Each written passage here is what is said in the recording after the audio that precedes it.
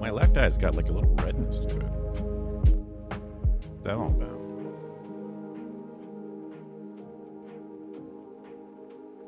Gotta keep that in check.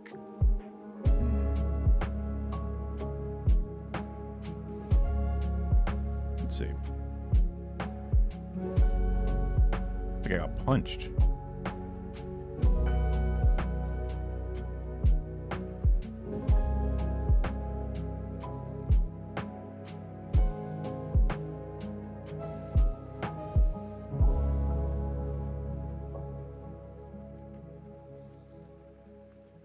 I don't think it's a sty.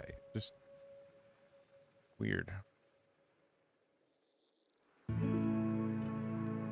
Hopefully, FEMA from You Are No I Am Not Human would let me not get instantly murdered. Hopefully.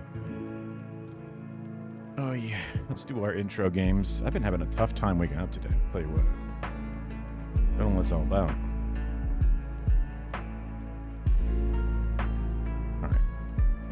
Penis time. Penis. My daily penis affirmations. Oh my god. W penis.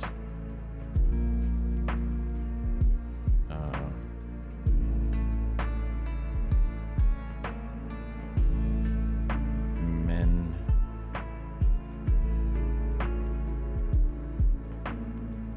Menly? Yeah. I think so.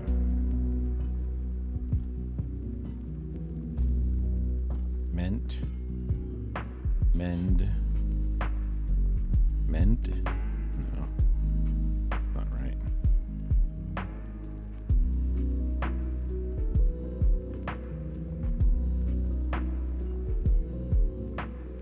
Menat? No.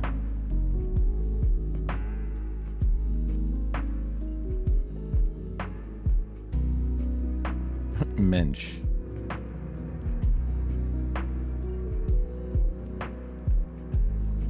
Menal.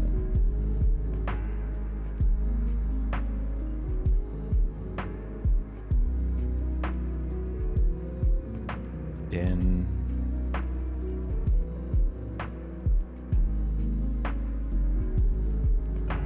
Yen. Ren.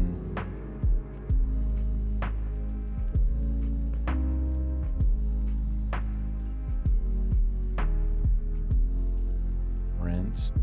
I'm thinking of Mondani too much. Lower the rent. When.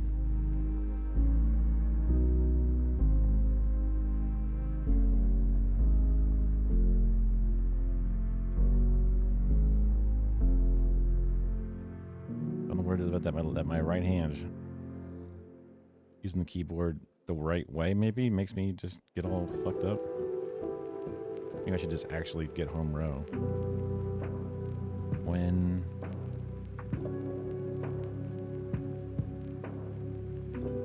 Jen.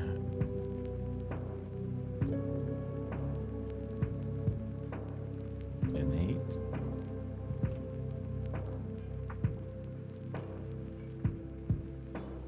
I feel like I just want this word to be one letter longer. Ben.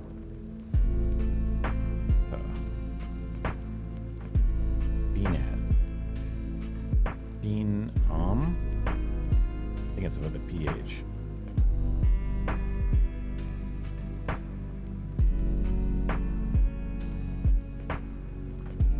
Maybe it's like B-E-N-E. Like it's more E's than I want to put in there.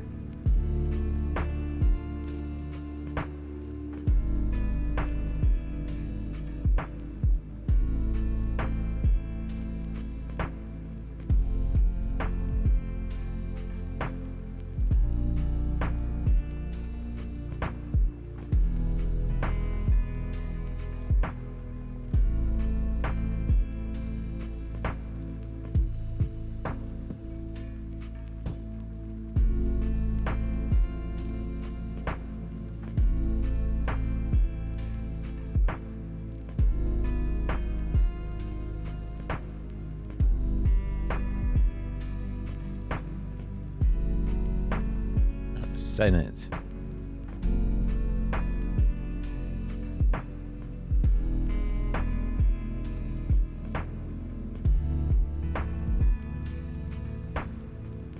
Two multiple ends in there.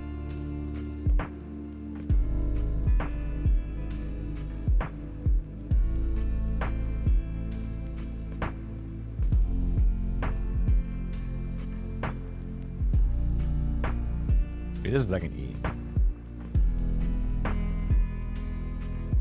Didn't like having to waste all that, the double T though.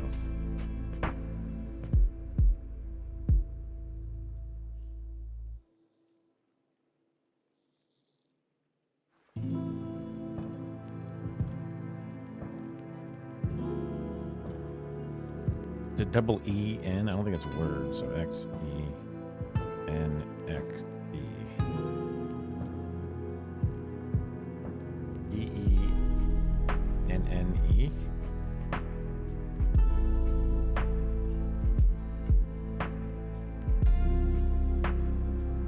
Already has a P before. Fuck me. What a waste of a letter.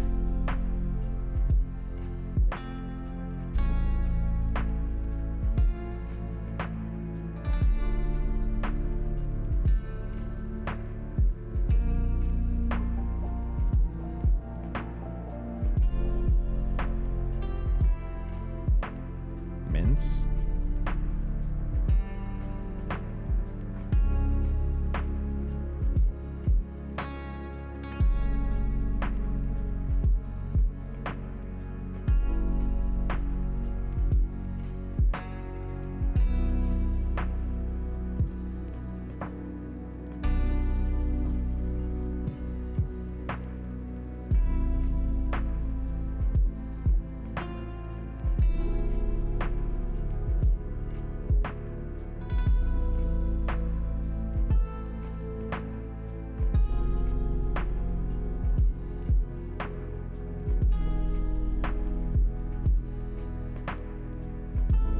I don't think that's a word.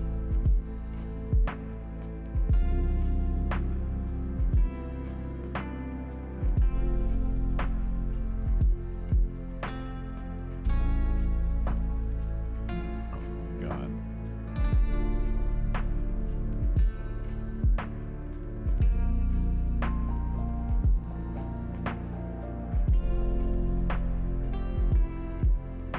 B-E-N-X-E.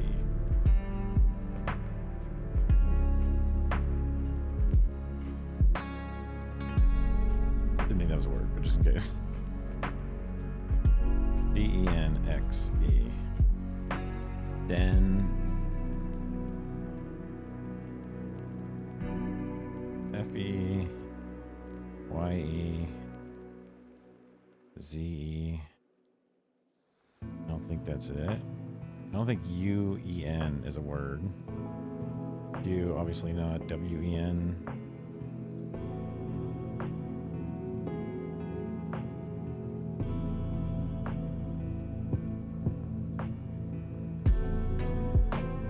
Ben, X-E. Ben.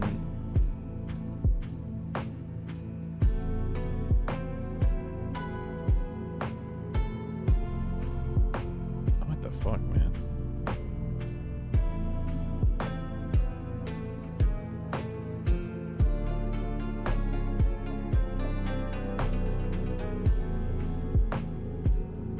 I mean,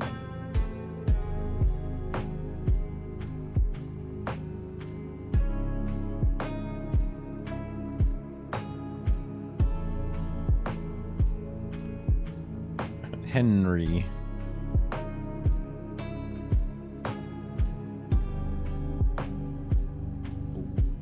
Yellow big candy from Halloween still left over. Zenry. Zenway. Ben.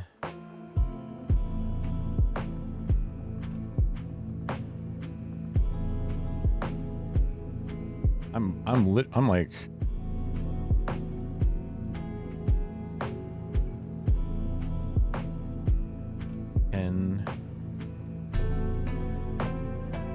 Kenya.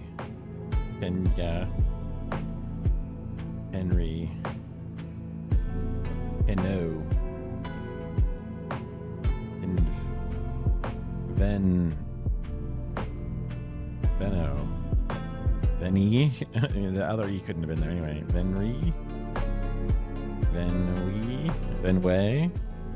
Benvy. Benbay. Okay.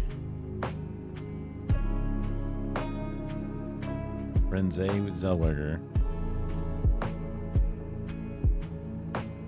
Renew. Rebib.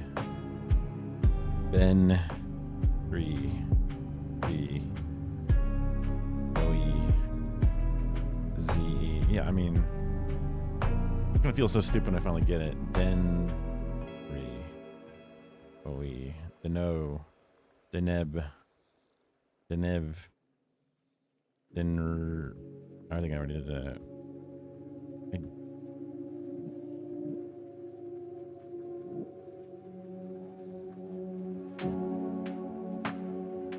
Benfei. 3. D.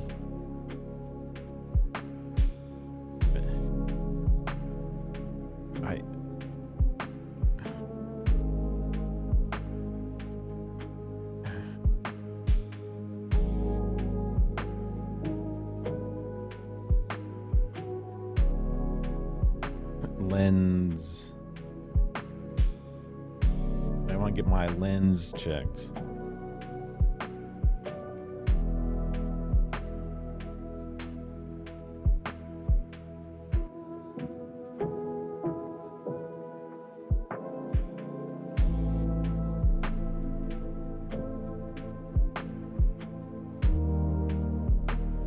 I don't think this is even like the OEN or UEN. I don't think it really is anything.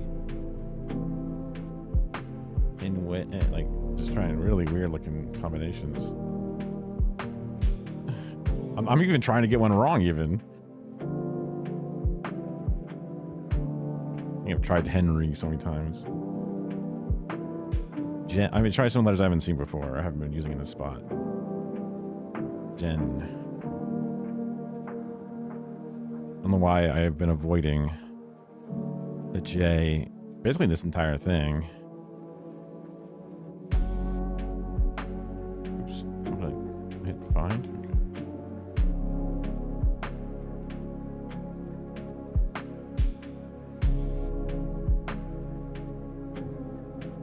Well, it didn't work out. NG.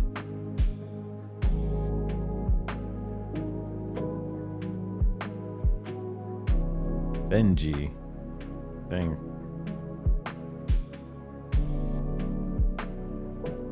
Yenji. Wenji.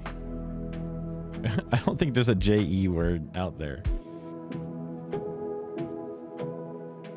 At the end, at least.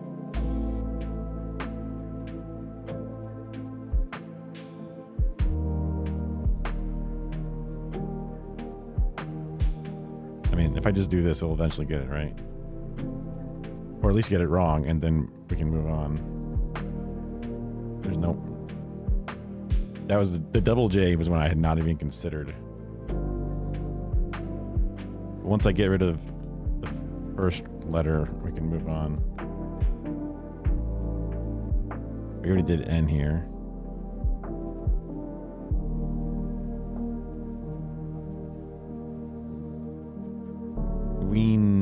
Weenwee.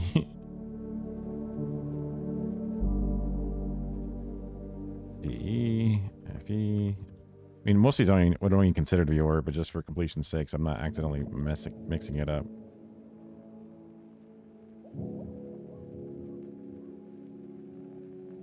Surprised there's not like a, come on man, you tried too many things, bro. I mean, no, obviously.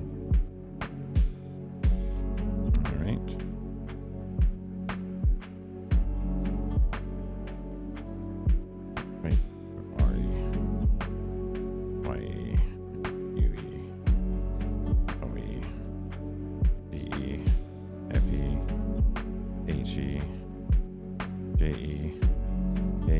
Because at this point, we're just taking too long to go over everything, so I'm just going to do it brute force style.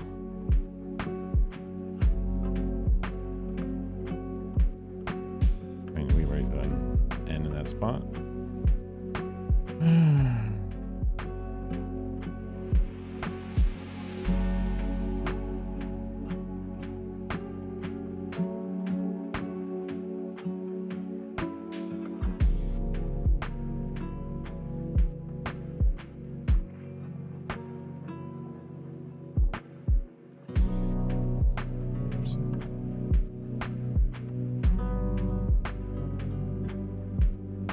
Okay.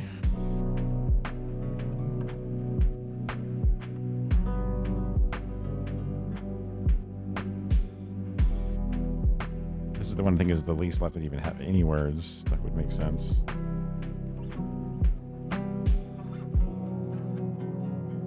But again, just because I'm obviously stupid and just don't know a word exists, I need to confirm it.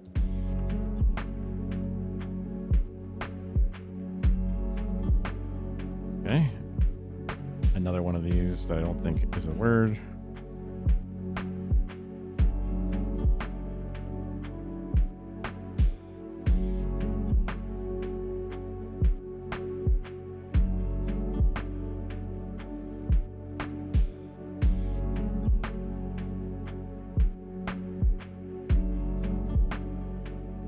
Get out of here.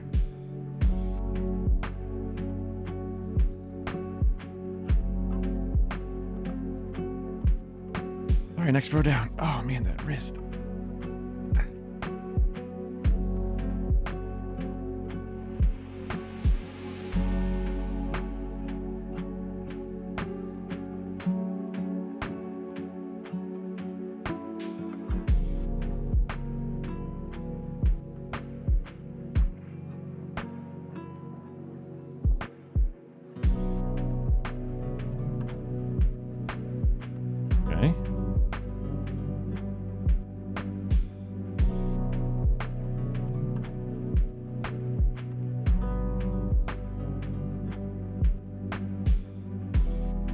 Maybe she doesn't like the smell of coffee.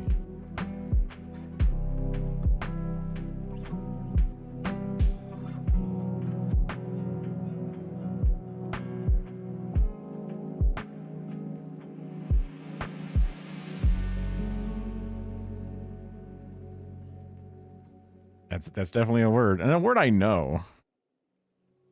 There's something that breaks my mind. Yeah, something that breaks my mind when it comes down to getting stuck in a loop. Kind of embarrassing. Also, that would take me forever to get there because I was like just going through every possible combination because I was like, I can't think of a word to get wrong with the setting as it was. Yeah. There was a thing from a Vsauce video I remember seeing a while back. That was once your mind gets set on a certain path, and if you can't find your way to it, sometimes you get stuck in a rut.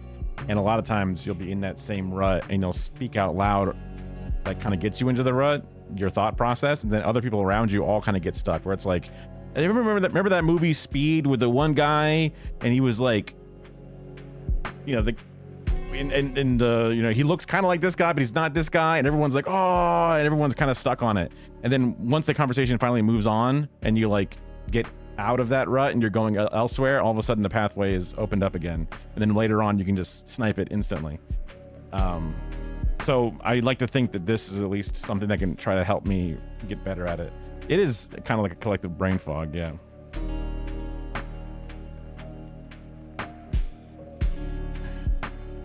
I have my -10 thing turned on. Bring that back down a little bit more. Okay. All right. Connections should be quick. A 2-day streak. 4 groups of 4. Oh, I just say it's long COVID. Easy peasy. Not my fault. Not my fault. Me? Should I be reading books? Absolutely not. No, no, no. You see, it's COVID's fault. Sorry. I mean, the vaccine's fault. I mean, the fluoride's fault. I mean, it's, you know, it can't be me. It couldn't be me, you know. Air. Doc, sheet, zip, TIFF. TIFF is a file. Zip is a file. I don't really see any other file types. Zip is how you make something smaller. Oh. Then also age. That'll get you. You just Biden, you know, you just deplastify your brain, you know. You just turn into a rock.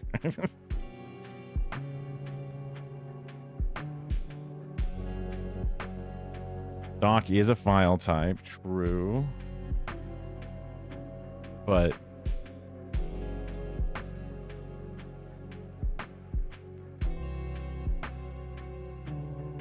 don't notice any other was for the fourth.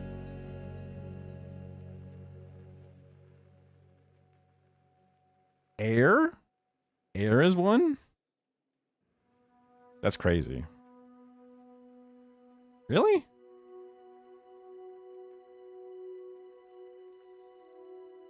Oh.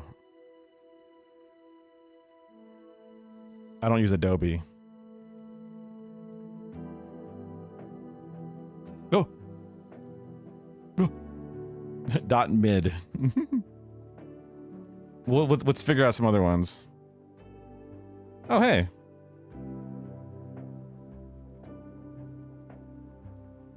Interesting. Yeah, I've noticed that because Kumabot used to like talk some stuff.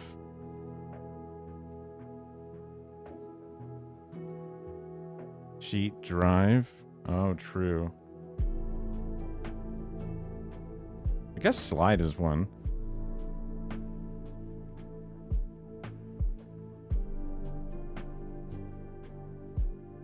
I've used the showcase thing before. Oh, they didn't even like that one either.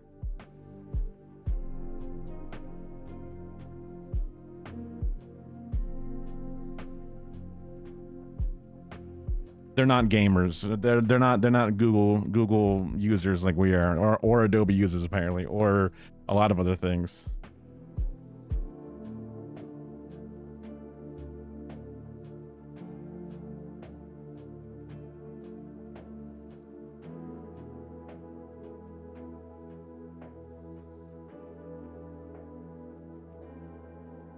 Guide, direct.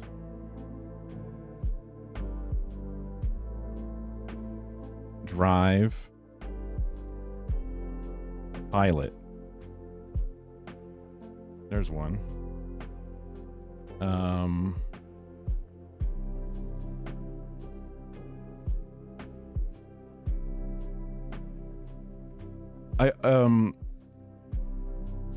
The SurveyBot started showing up in my chat and started saying stuff because I remember I think I had Kumabot and SurveyBot at one, or either I guess at this point. So I thought I used to see Kumabot tell me that it was banning people whenever it would ban somebody. Like there was a random person that came in, and then oh yeah, that one said Kumabot banned that one. So there you go. Yeah. What the?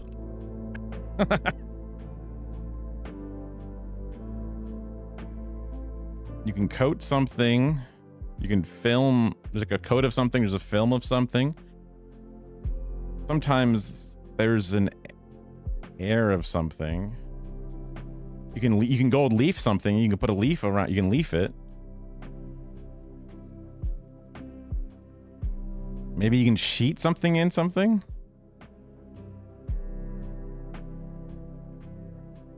Oh yeah, thin layer. There we go. See? Okay.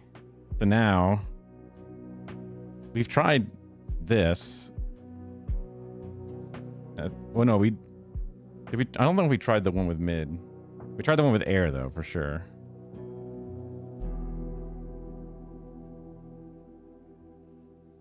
We tried the Google one and that one didn't work. There you go. So that was it. Air, electric, rhythm, slide. Now, electric and slide make you think about song stuff, so I'm not really sure. Air guitar, electric guitar, rhythm guitar. A slide guitar? I wouldn't have got that. Obviously, you get the last one and you're good, but yeah. You get the last one as just like a process elimination. It's usually that purple one because it's the weird one. That's not, but that is not one of the weirder ones I've seen. Sometimes it's like oh, if you remove the last and first letter, then those letters are an anagram for the beginning of a poem. You go, huh? And you're like, you have no idea.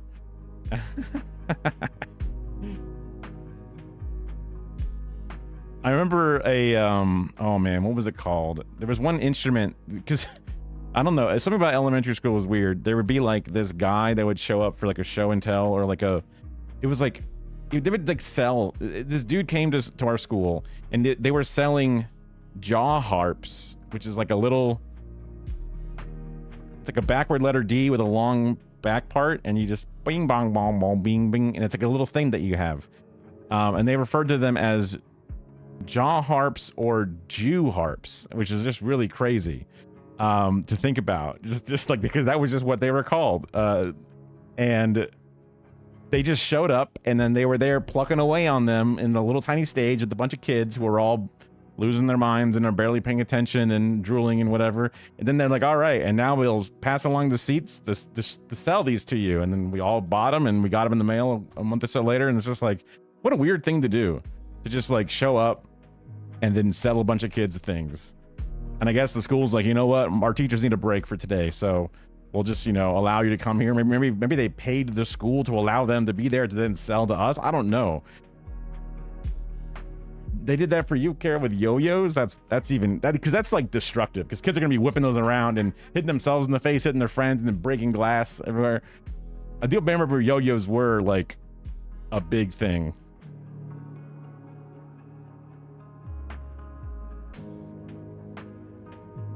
The light up ones.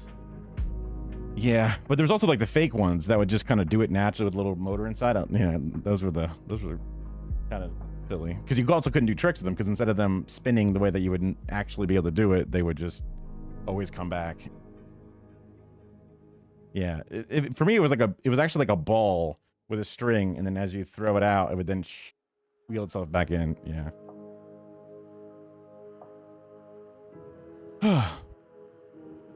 Okay.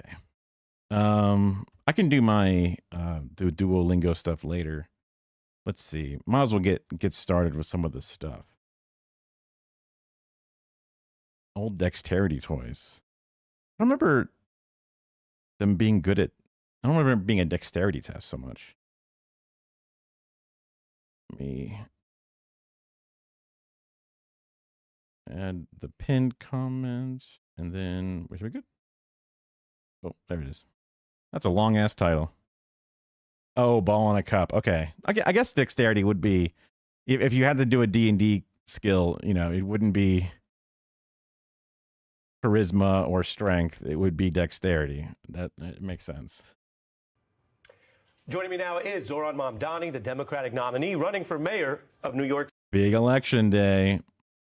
I got to see what time the DSA's group is doing their watch party.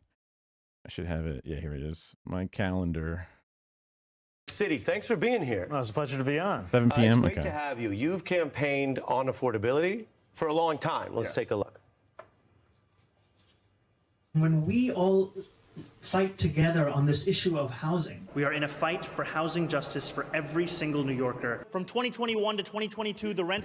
Ooh. We've all had a mustache era, haven't we? We've all done it once or twice. Went up 34%. We're committed to freezing the rent for the more than 2 million rent-stabilized tenants. It's the wait that is often costing so much to actually build the housing we need in this city. Why has this always been a priority for you, and is it connecting? You know, I think... Why do you want a house? What? Yeah. I think first, I want to just apologize for the mustache that you showed in that. Hold on, they were ready with that too fast. I think that was a setup. Okay. It's just a horrific decision that I made. Oh, that's okay. Yeah. It does feel weird that like one random mayor race is such a big deal. Although it makes more sense when it's like, oh, it's the biggest city in America, and also we only have our two-party system, right? Democrats and Republicans, and despite him winning the primary to earn the right to run as a Democrat, the Democrats haven't actually all endorsed him, and they are kind of letting the other guy run again as an independent and shit. And it's kind of like they're kind of showing their ass, because there's finally a candidate that, you know, despite them being Democrats and are supposed to be the left side of the political spectrum, they don't like how left he is, and they would actually rather that, even though he won the election fair and square, actually don't want to let him maybe they don't want to support him. Maybe they don't actually want to, like, you know, vote blue no matter who. Maybe they want to not have a socialist or a person that has at least a bare minimum of socialist ideas run. So yeah, we have power. What do we do? Yeah, they're doing their best to stick the twig in their bicycle wheel and go, oh no, what happened? And then one that I am not looking to repeat. Housing continues to be the #1 cost that's pushing New Yorkers out of this city. You know, I used to be a foreclosure and Wall Street prevention housing counselor. I'd work with homeowners struggling to stay in their homes, and I found that this wasn't just an issue for tenants. It was also for homeowners who were facing the possibility of delinquency on their mortgage because they were on the precipice of not being able to make ends meet. And that was the case when I was a counselor, it was the case when I was an assembly member. It continues to be the case now that I'm running to be the mayor. And it's the #1 way that we can actually keep New Yorkers here is by ensuring that we bring down the cost of living specific to housing costs. You talk about freezing rent. Is that something that you view as a bold new thing, or, as you've also mentioned, something that the mayor has the power to do that past administrations have done? That sounds like you know the answer to the question, right? If you ask it like that. I think it's a mixture, and that this clearly has precedent. We saw the previous administration did this 3 times, and we are living in a time of politics where politicians try to convince the public that there's nothing they can do. And so to even have the idea that we could actually help people, it's seen as a departure from what I desperately want to run for this seat so I can say, sorry guys, nothing I can do. Actually, I'm powerless. I really, really want to fight, and I'm willing to, you know, canvass hard and do all this lobbying and money. Also, I can say, sorry, guys, no, I can't. Wow, what do you want me to do? Nothing I can do. I really wanted to fight hard for this specific position, so that way, what can you do? Nothing can be done. But so many are being told in this moment. And freezing the rent, right? This is about 2.5 million New Yorkers in a city of 8.5 million. The mayor has the power to freeze their rent. I am saying I'm going to do that for 4 years, and that's in stark contrast to the current mayor, Eric Adams, who's raised the rent by more than 12%, and who decided that the person he saw his record most in anyone running for mayor was Andrew Cuomo. Your campaign's making news with President Obama calling you. He says you're impressive to watch. Can you tell us what you talked about, and do you want his endorsement? You know, I appreciated that conversation with the This is interesting to me a lot. Because again, this is like when I was non-political. This was just the idea of the political party overall. Had the best election pair of elections for the Democrats in my entire lifetime, as far as like being contentious or not contentious, or like not like contentious, like, you know, butting heads, but just like it was clear that he was, you know, close to a landslide as I had ever seen on this side of things. And then they literally had all branches of government at one point. I think ended up being a couple of times, but then expecting the world to get better. The hope and change guys in office with full power. Hope and change, here we come. And then, really nothing's changing at all, actually. Still inside of the war that we've been in. You know, we were in the war for 7 years to begin with, and then all 8 of his were still in that war. Guantanamo is still open. Healthcare is not fixed. You know, it was the Band-Aid solution for as long as it has been. I guess it was a little bit better. I remember cash for clunkers was a thing that was like, oh look, we're gonna be green. We're gonna save the earth by giving people some rebates on like selling in their old cars or something to get gas mileages right. But then what happened is we ended up having laws for light trucks and hatchback coupe things that were allowed to use the light truck frame to then bypass all those laws. And that's where all these like hybrids, not hybrid, like electric and gas, but these like crossovers, that's what they're called. Crossover vehicles that are basically like a truck, hatchback, car kind of combination thing. And they just got around it. Like it was liberal-ified. It was, you know, public-private partnership, with the partnership not being as even as it should be. President. I appreciated his thoughts that he shared about our campaign, and I also shared with him that when I was facing the bigoted and racist attacks, especially that have amplified over the last few weeks, that I looked to his State of the Union, State of a More Perfect Union address as an inspiration for how to rise above the 24-hour news cycle of an electoral campaign and speak to. Do I actually believe that he did actually look up the old speech to get inspired? I guess I think it's a nice thing to say. I don't actually think that he did. I don't know. I'm going to assume it's a bit of a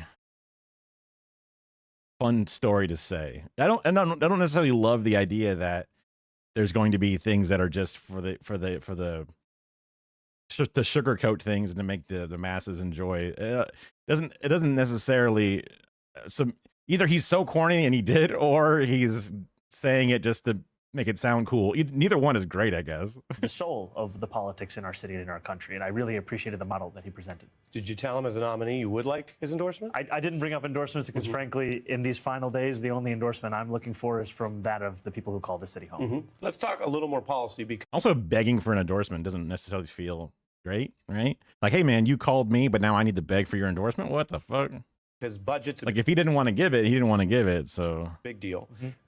Your platform says you'll raise the corporate tax rate to 11.5%, and you point out, just like neighboring New Jersey, that's 5B, and then tax the wealthiest 1% above basically people over millionaires, the flat 2% tax. That's 4B. Go ahead, 4B, okay. And so what does that get you, and what do you say to people who are concerned that New Yorkers are already taxed enough? So that would get you $9 billion, and then we also said that we would save an additional $1 billion through procurement reform, through the following of the Independent Budget Office's analysis of hiring more fiscal auditors, and also by finally starting to collect on the fines and fees from landlords that owe the city currently about $800 million over a period of. Corporate landlords, get away. Like, you miss a payment, you're fucked, you know? Whatever it is, whatever service you have, oh, you didn't pay for your Netflix, you're locked out, you know? Corporate landlords, there's a apartment complex around here that ended up racking up over $250,000 in our local government, which does not have that much stuff. And they had fines and fees and hadn't paid water bills. And, like, residents were paying their bills, but then the company that they were paying their bills to weren't actually paying it to the city when they weren't moving it along. They were happy to collect rent. They were happy to collect all the utilities that they combine up together. And then they never actually ended up paying. So they just had this thing for like 6 months. They had all these things lined up to the point where, like, the city's like, look, we don't want to cut people's water off, but you have not paid us in so long, you know? If we just keep letting you ride, how long are you going to keep stiffing the city? It got really bad. They even passed the deadline. And then the city's like, fine, we still won't turn the water off. But, like, please pay us. It's crazy how they can just get away with not only not paying, but just not, you know, avoiding fines, avoiding fees. That's even just here in Florida, St. Petersburg. But to me, it goes to show that there's a lot of leniency, right? Yeah. Then they get the time value of that money. How much money can they then throw into whatever garbage, you know, markets, Nvidia stocks, all these different things, and then play with that and like what? Nothing. No punishments. Overall fines and fees of about $2.5 billion. So this is our revenue plan. This would more than pay for our economic agenda. It would actually allow us to start Trump-proofing our city. And what I mean by that is we're seeing right now what the Trump agenda portends for New Yorkers. This is a man who ran a presidential campaign on the premise of cheaper groceries that is now trying to cut SNAP benefits to make it even harder to afford those same groceries. And we have to protect the New Yorkers with the least from the attacks from the man with the most power in this country. And that's also what I see as a responsibility to be the next mayor of the city. So let's get into this. Please. Some people say, oh, that's a bad idea. They don't want the government that involved. Okay. But then they're probably not New York Democrats, to be honest. Other people say, sounds like a good idea, but you can't afford it. And so I'm going to read in detail from Free Market Manhattan Institute. You're familiar with these critiques. They say Mamdani believes. Free Market Manhattan Institute sounds like a conservative. I mean, most institutes, I feel like, generally speaking, but free markets involved. Oh, man. Tax hikes will make him able to fund new initiatives. But the current city council budget actually gives you a choice. Quote, budget cuts with tax increases or greater cuts without them. The new $116 billion budget projects large gaps for $5 to $6 billion, 2027 to 2029. So translation, they're saying, oh, you want to get new money, but that money's already spoken for because you're going to be in the red. Your response? Well, they're talking about $5 to $6 billion. The proposal I've put forward is about $10 billion. And I think that there's an amount of that money that's needed to fight back against these kinds of cuts. And then there's an amount of it that needs to actually fund an affirmative economic agenda. And what I mean by that is for too long as Democrats, we've thought that simply fighting back against Donald Trump is a sufficient political message. We also have to fight for something. And so at the heart of my campaign is a commitment to make buses fast and free. That would cost around $700 million. That's something that fits firmly within the question of political reality. It's just, do we have the political will to deliver it? The other commitment is about universal child care. This is something that would cost around $6 billion, something the governor is very much interested in, has been fighting for quite some time. And I appreciate not only her endorsement, but also the shared commitment on this question of affordability. She hasn't endorsed all your funding plans yet. No, but she has said that this is of immense importance to her. Can you endorse somebody but then not endorse all their funding plans? Is that allowed? You can like endorse but then not be responsible for their plans. Like, I feel like that's normally the issue, is why people would not want to endorse, because like, well, then I don't want to get tied down with all these things. But now she's acting like she can.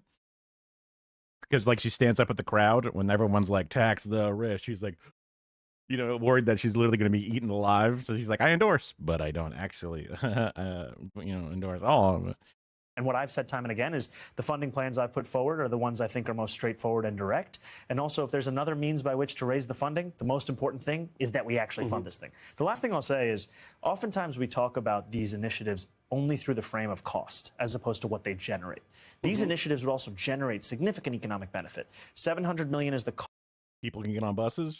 People can go to places they would not have gone to otherwise, which then increases income and increases revenue of businesses, which then increase tax revenue, which then increase it literally like sales taxes, and increases people's ability to get jobs, or then goes into income taxes. It grows economies across. Like the whole idea about, if you're able to expand a parking lot inside of a mini mall, you get more foot traffic, or you get more traffic into your place, that increases it. This is like Sim City level shit, right? Cost of free buses. The assessment from experts is that it would generate $1.5 billion in economic benefit. Cost $700 million, generates $1.5 billion. Wait a minute. Good things are good, and they're not expensive, and they generate almost more good than their cost. $6 billion is the cost of universal child care. When they implemented it in Quebec, it had a 10-to-1 return because there were so many more single mothers and mothers of young children who were now entering into the workforce. My point is that we have to also understand that we can only benefit in this city when we are willing to invest in this city. These are some forms of investment. Let's talk about Andrew Cuomo. One of the reasons you became something of an overnight political star is not just that you won a primary, but you beat Andrew Cuomo, who, frankly, a lot of Democrats around the country know more than you. Yeah. And I think a year ago that was true in New York. Yes, but definitely. Right? Yeah. You beat him once. We'll see what happens Tuesday. He was just doing a new interview this weekend, and he made some remarks about diversity. I wanted to give you a chance to respond. I'll just play them in full. This was on MSNBC's Weekend. Diversity can be a weakness if you have antipathy among groups, Jonathan. Antipathy. Diversity can be a weakness. What is that? I've never even heard that in general. What the fuck? If you have racism or anti-Semitism, etc. So then you'd have friction. And so you have to work very hard. How does diversity instantly become anti-Semitic? Diversity can be a weakness if there are hatreds within, like racism, but then you're just saying that these two races have to be racist to each other. That's racism, brother. That says you. Hard to keep it as a positive and to make sure that it's not a negative. But if we're all white, then we won't be racist to ourselves, and therefore a strength. Is that what you're implying? Negative, and you have zero tolerance for any racism, any anti-Semitism, etc. Your response. This is the former governor, a Democrat ostensibly, of this state, who is saying that diversity can be a weakness and then proceeded to confuse the two black hosts with each other. More and more what we're seeing is that Andrew Cuomo, who ran an entire primary campaign, I wasn't familiar with their names, so I didn't notice that. On the premise that he was best suited to beat Donald Trump. As soon as we defeated him by 13 points, he proceeded almost immediately to get on his hands and knees to beg that same president for his help and the donors of that same president for their help. And now his closing message is to sound even more like the president than anyone else. Are you saying a vote for Cuomo is like a vote for Trump at this point? Yes, I am saying absolutely. that. And I'm saying that because Donald Trump has handpicked his candidate. That candidate's name is Andrew Cuomo, and New Yorkers have the chance to handpick their fighter, and I believe that candidate should be me. I want to cover a bunch of ground with you. This is diving into New York ballot measures. Might be a little wheezy, but then I heard you like that kind of stuff. In the debate, he didn't have an answer for some of the ballot measures. He hadn't really, I guess, thought about it, or I didn't want to make a stance on it yet. So maybe this is him wanting to then clarify that. Position 2 says basically fast track affordable housing. You've said you're the affordable housing guy. Proposals are always really weird. They'll say something like Proposal 2 named fast track affordable housing, which now is like the most scathing anti-housing whatever thing possible in the actual practice. Like sometimes like right to the sun laws in Florida or something was what it was named, but it was actually about stripping away individual citizens' right to generate solar and then sell it back to the utility. So that way it would de-incentivize people to have solar panels on their roofs and then therefore keep the energy companies richer or something. It was like there was always sort of like these weird names to it, and you got to really look into it. So I don't know if that's like this or not, but we'll see. You probably know where this is going, right? Yeah, I can see where this is going. And But I'm enjoying the ride. Okay, good. Yeah. Your progressive teammate, if you will, Lander, backs this. Cuomo happens to back it. Take that for what you will. And the New York Times reports their words, quote, Mamdani is conspicuously not taking a position on the measure. We're getting close to Tuesday. Why not tell the voters where you stand? So I take this decision very seriously. It's one that I haven't yet made on where I stand on these ballot measures. It's one that I'm going to share when I go out and vote on Election Day. And it's because I am both incredibly excited at the prospect of building more affordable housing across the city, and I also take very seriously the concerns that have been raised, especially by labor unions, on the question of generating good jobs over the course of this same process. So let me jump in. It sounds like a mixed bag thing. And you're the anti-politician, and you've done pretty well on that. Why is it now, as you're on the precipice, that you wouldn't want to lead your coalition with a solution, with a plan? I mean, it almost sounds like, for whatever reason, on this housing issue, you're now sounding like some of those older politicians. How could you? How could you? Well, look, it's Tuesday. You probably know where you stand. It is Tuesday, and the thing that I think is most important is to be honest with New Yorkers and to make promises that I can keep. And I want to be very, very intentional about what I share with New Yorkers and where I stand. That's why I'm taking the time that I am. As soon as I get to the decision, I've now promised probably 4 reporters, but now I'll stay to the 5th. Okay. I'll also be sharing it with you, my friend. All right, great. It's a little odd. I'm not sure what the benefit on either side. Is it just that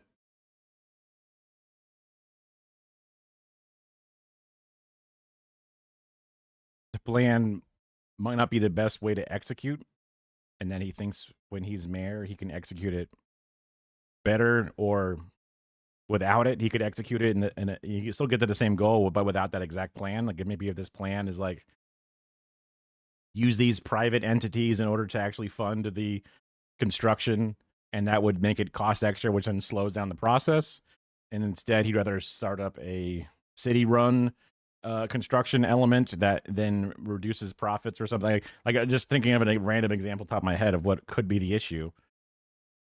But if he really has a plan to do that second thing, then he's like, okay, well, I don't think this will be good enough to do it, so then therefore say no on it so that way I can do a different one. But maybe like there's so many people that are diehard for it and so many people that are diehard against it. It just seems like a dangerous thing to ever say any one thing. But when he goes out there and says a thing, he's going to say it eventually. So maybe this is the best way to hedge.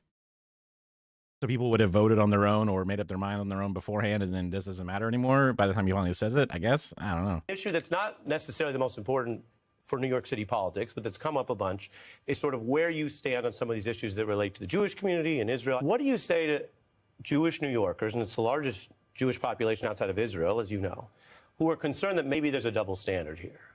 Criticizing governments is legitimate, but is there a double standard or an extra attention on that country, which is the only Jewish state? What do you say to that? What I say is that my politics are universal. And just today I was asked, I don't give a fuck what state it is. It's a goddamn apartheid state. How come you're giving us such a hard time for our fucking two-tiered citizenry? Why are you giving us such a hard time? Fuck off. You know, you refuse to recognize Israel's right to exist as a Jewish state, that you only recognize its right to exist. Would you apply that elsewhere? Would you apply that to Saudi Arabia, to Pakistan? And I say, absolutely. Because the worth of any position is that you universally apply it across the world. Well, that's specifically, you're saying you're against sort of theocratic or religious states. Yes, and my point here is that I've heard from Jewish New Yorkers that, you know, I disagree with you, but I'd be more comfortable if I knew that you held the standard for everyone. And my point is that, yes, it has to be a standard you hold for all. The other week, I was on the M57, which is, by the way, the slowest bus in New York City, 4.9 miles an hour. And I was sitting there, and a woman to my right introduced herself. She was a speech therapist, and she told me that she was Jewish. She said that her daughter is a huge fan of the campaign phone banks, and she said, I'm not so sure. She was like, I just don't know where I stand on some of the questions about you and how you feel about the city. And I made very clear to her in the conversation that we had that I am looking to lead this city. I'm looking to every single person that calls this city home, not just those that agree with me or vote for me. And I know that there are many New Yorkers who have a wide variety of views on Israel and Palestine. I'm one of them. And my job will be to lead all of them. And let me just ask it this way very directly. And we've spoken before, but not on air. For a Jewish New Yorker who thinks, well, wait a minute, and I'm asking this without a premise about the answer. Does he have a double standard about this country versus what's going on in China or Russia or Syria? Does that relate to Judaism in some way? What do you say to that person? I think that if you can point me to a human rights violation or a war crime, I will condemn it no matter who it is that has done it. The concern that I have so often is also driven by a question of the unique complicity we have as Americans in what we are funding, what we are actually complicit in by virtue of our tax dollars being spent on it. And that's something that I think motivates many to ensure that those tax dollars are a reflection of our morals. All right. You have spoken about... Yeah. Russia does some fuck shit in Kazakhstan or something, and you're like, that sucks. And I will say it sucks, but I'm going to fight extra hard for the war on Gaza that we do because I literally fund it. What the fuck? About these financial plans you have, and you made a point on New York radio, which a lot of people listen to address 50 Cent. And you know he's a critic. He's a critic of high taxes. But let me tell you. Go ahead, and then we'll play it. Go ahead. I didn't even know what my salary would be until I opened up Instagram and I saw this thing, which was like 50 Cent offers Mamdani X amount of money. Yeah. I was like, that's a very specific amount of money. And I was like, oh my God, that's... Yeah, so now we'll do this in reverse order. Sorry. He said, I'll give you $258,000 and a first-class one-way ticket out of New York. That's what you're referencing. So you know that. Here's what you did say, though, in a serious kind of policy radio interview. Let's take a look. And I know if 50 Cent is listening, he's not going to be happy about this. He tends to not like this tax policy, but I want to be very clear. This is about $20,000 a year. It's a rounding error. And all of these things together, they make every New Yorker's life better, including those who are actually getting taxed. What do you say to him now where, by the way, he has moved out of the city, but he's a classic New Yorker. I'm sure you like some of his songs. Oh, man. It's actually tough for me in that way. Yeah, so where does this debate go? Incredible songs. Because his argument, and it's fun, but it's also what we hear from certain people. His argument is there are a lot of people in New York who make a lot of money because they contribute a lot, and you're going after them. What do you say to him tonight? You know, what I would say to you, 50, if you are indeed watching, or anyone else who's watching this show, is I continue to think that having the top 1% of New York City, who are making more than $1 million a year, having them pay 2% more for an economic agenda that would transform every New Yorker's life, including their own, is something that is worthwhile. And the reason I say including their own is when you see a city like ours that is underfunding its city agencies, that is pulling back on the most basic things like library services and trash cans, everybody feels the knock-on effects of that. And my job as someone who believes deeply in the public sector I'll let him finish. Is to ensure that we're delivering public excellence. And that means every dollar that we raise, I want to be able to prove to you that it's every dollar that's being well spent. That's the relationship there. And I do have to say, even though we have a disagreement on tax policy, every time I get a death threat, I still listen to Many Men. I don't know that song. To think about, like, oh, you're taking from them. Well, they have not been paying their fair share in a long time. The wealth gap has grown significantly, and New York would be no exception to that. They might say that's not a fair share to me. I don't like it, but it's like no one generally would like to pay more. But a stitch in time saves 9 is a pretty classic one. They love to go around and say, ew, look at all the poverty and sadness and homelessness and what we consider to be, a scourge upon petty crimes and poor moral choices, whatever, right? Like they look around and they see that, but what's the driving factor in the majority of those cases? Material conditions. When you're able to provide better for people, when people have better choices, they no longer have the proverbial gun of homelessness pointed at them at every moment. They have to decide whether or not this job is actually good for them or not. When they can get around the place easily and reliably and comfortably and safely, instead of being stuck and shackled to wherever they happen to be, from many things, not only just like labor, but even like domestic situations, like all kinds of stuff. Like Kara literally doesn't drive, and I've joked before that it's like it almost feels like I'm taking her as a prisoner sometimes because she can't escape if she wanted to, because there is no transit. There's no way for her to go anywhere. Crazy. So yes, everything around you gets better. It's just like saying that, oh, I don't want to pay the schools. Damn it, I'm not a child. I don't want to pay for the schools. And it's like, well, don't you want the person at fast food being able to count properly, to put the right number of items in your bag? And don't you want the paramedics to like save you properly when they put you onto the gurney? Like, what the fuck, man? Like, of course, it makes your life better when everyone else around you is better. It's true. Well, you take Many Men for motivation. I was going to say your answer sounds a little bit like clickety clank, the money goes into my piggy bank. Wow. And if I don't think so. we had more time, we'd do more 50. Can we do some fun stuff before I let you get back on the campaign trail? This person seems to be, I mean, it's MSNBC, right? Which is MSDNC, which doesn't necessarily mean that he's going to be generally a more positive. But compared to the interviews I've seen on CNN, this is basically a fucking kindness, even though obviously there were some hard questions and put some things forth. And even at the end saying that I think you're just being greedy or something, which is, I think, more of a tongue-in-cheek joke. But overall, this seemed like a more positive interview. Never asked any candidate this, but James Carville was here. Okay. And he's been a little bit more of, I think he would call himself a centrist. Okay. He said Zohran Mamdani is more on message than any candidate he's ever worked with. And he said, hands down, that's a positive trait. Very kind of him. So here's the test. Oh, God. How quickly can you go from this topic back to affordability? Okay. Halloween. Okay. Here's the thing. You're seeing candy prices shoot up across New York City. And it's part of the fact that we're the most expensive city in the United States. That seems like the easiest way to do it, yeah. Of America. Like a kid goes to the door and gets one fun size. That's not what Halloween used to be. That's not what Halloween should be like in the greatest city in America. I think that with the affordability crisis, you can see the number of candies given out per door has gone down. You look at this graph, you can see it right there. Why would the Mars Candy Company be against the idea of not being for these taxes? Because as you can see, their own ability to penetrate the market is decreasing. Better Halloweens, it makes better neighborhoods, makes happier kids. More candy. More treats, less tricks. We got to take a look at that. The movie Godfather. You know, there are too many people who think that the only way they could afford to live in New York City is if their father already lived here. And the fact of the matter is you should be able to afford your own apartment and not just have to pray to God to get there. Incredible. Right? You got there. Nice work. Not bad. Lightning round is... I mean, I don't know enough about the movie, so I would have to think that offer you can't refuse or whatever. In a word or a sentence. But it's your mic. If you go longer, you go longer. Okay, You're a here we candidate. go. In a word or a sentence, I am a democratic socialist because I believe in the dignity of all people. I am the Democratic nominee for New York because I beat Andrew Cuomo by 13 points. the reason conservatives are welcome in your Democratic Party is They also have to pay rent. something Democrats are right about. That we have to take on authoritarian administration in Washington, D.C. Something Pretty easy. Democrats have gotten wrong.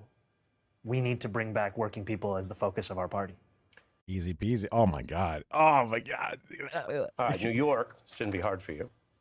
My bodega order is Egg and cheese on a roll with jalapenos. bagels or bialys. Bagels. Sure. Come on. Why would you? I mean, Come on, dude. But I don't even know what a Bengali is. my favorite subway line is For nostalgia, the 9 train. okay. And right now, The N train. okay. Hashtag never. Our train, hashtag rarely. You can call yourself a real New Yorker when You know what a bodega is. your favorite cannabis shop. Just ask. I would have to frequent them more often to have a favorite. Okay, there we go. And a couple big picture ones. Okay.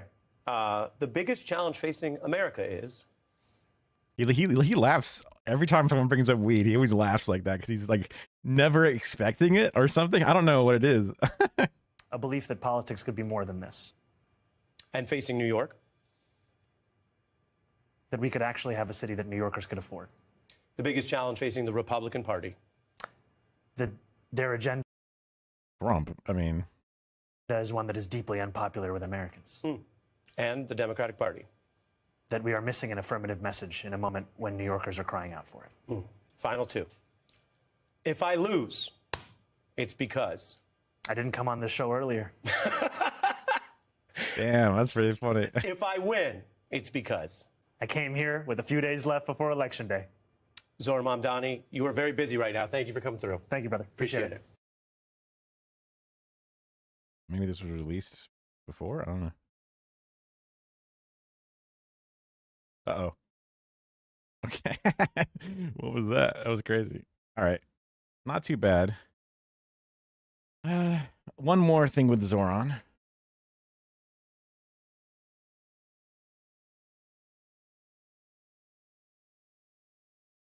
Bam.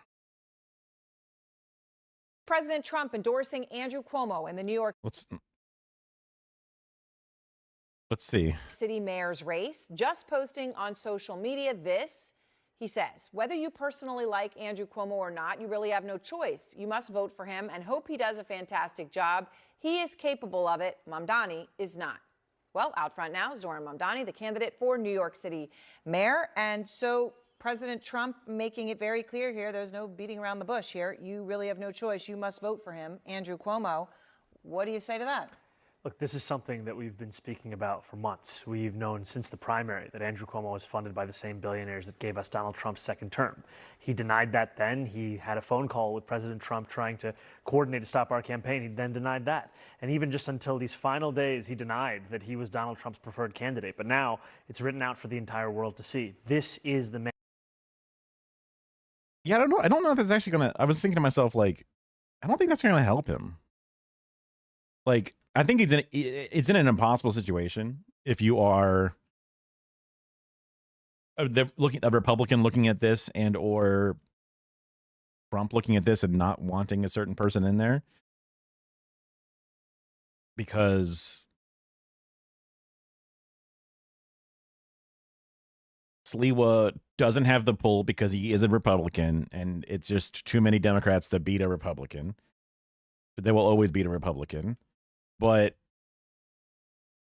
when you say your only chance is to vote for Cuomo as Trump, that will de-incentivize Republicans overall. They'll just not show up, or some will move, but some won't. And you've just extra flattened the Republican vote. And then there'll be some Democrats that look over that, you know, for whatever reason are not a Mamdani voter, and they'll look over and be like, ew, my guy that I've wanted to pick this entire time is now being backed by Trump. That's they hate Trump more than anything in New York. So it's like, oh, either I won't vote either, or I'll just, if I am between two choices, I'll go back to Zohran now. So I feel like this is just going to, but it's a lose-lose. If he just said nothing or said, I'm Trump and back Sliwa, then just the R's would vote, if they even went out to vote at all. Cuomo would still be stealing away the votes that he does, and Zohran would still win. So I just think that no matter what, it does nothing. But I think this current thing does worse for them, I think. And that Donald Trump wants to be the next mayor of New York City. And not because he'll be good for New Yorkers, but because he'll be good for Donald Trump. And New Yorkers are exhausted of this agenda in Washington. They don't want to see a mimic of it come here to City Hall. Do you think it will help Cuomo at all in the polls? I guess specifically if you assume that Trump's trying to talk to that 15% of people who say they're going to vote for Curtis Sliwa. We continue to be confident about what tomorrow will look like for us, but I do think New Yorkers must understand that Andrew Cuomo waited until the final day before the election to have this be revealed. He wanted to be able to make the message to Democrats that he was in fact the governor that he said he was, and then right at the last moment, the last opportunity to fully embrace the MAGA movement that we have long said he is tied to. So Trump also posted, so he endorses Cuomo, okay? Then he also talked about you.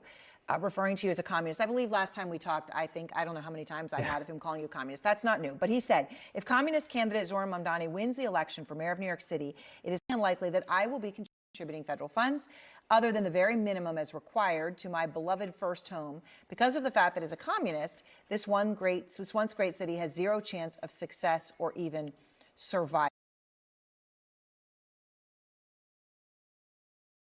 Just like with the race in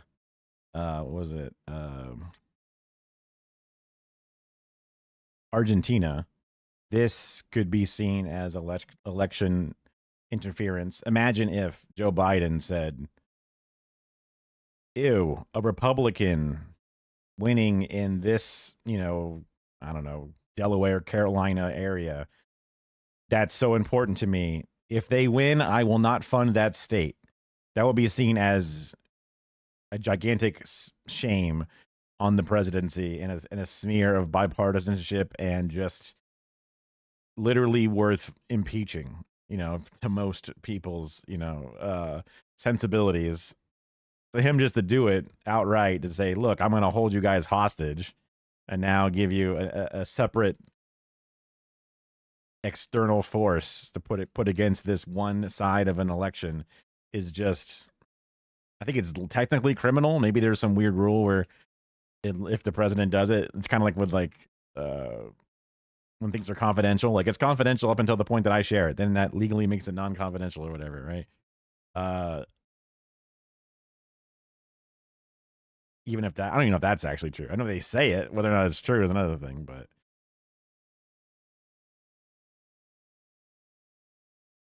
I wonder if people think that even he has the ability to do that. I guess this is where my knowledge gap comes in, because I don't know how federal funds get deferred and shared out. It doesn't make sense that the president would be the one to give out these random federal funds. It sounds more like a legislation thing in general, so. Okay, what do you think that means? Other than very minimum as required, could be an important clause, I suppose, in that sentence. But if he says unlikely he's going to contribute federal funds, I mean, what happens then? What will you do if that's how he goes? Well, I think you can clearly see that Donald Trump is threatened by our campaign. He's threatened by it because, like his, we've diagnosed the crisis in working class New Yorkers' lives, the cost of living. But unlike him, we're actually going to deliver on that. And that is a contrast that he can't bear to see. Because while he is spending $300 million remodeling a White House ballroom, the same amount of money that could provide SNAP benefits for 100,000 New Yorkers, he's trying to make it harder for Americans across the country to actually afford groceries. And this money that we're talking about, it's money that New York City is owed. It's not Donald Trump's to decide which city or state will get what money. This is the money that New Yorkers are owed, and this is the money that we're going to fight for. Okay, so Trump is not the only one talking about you tonight. Elon Musk is actually talking about you. What a pair. And obviously Musk had supported him, was crucial to his election victory. They had their falling out, but they're back together again.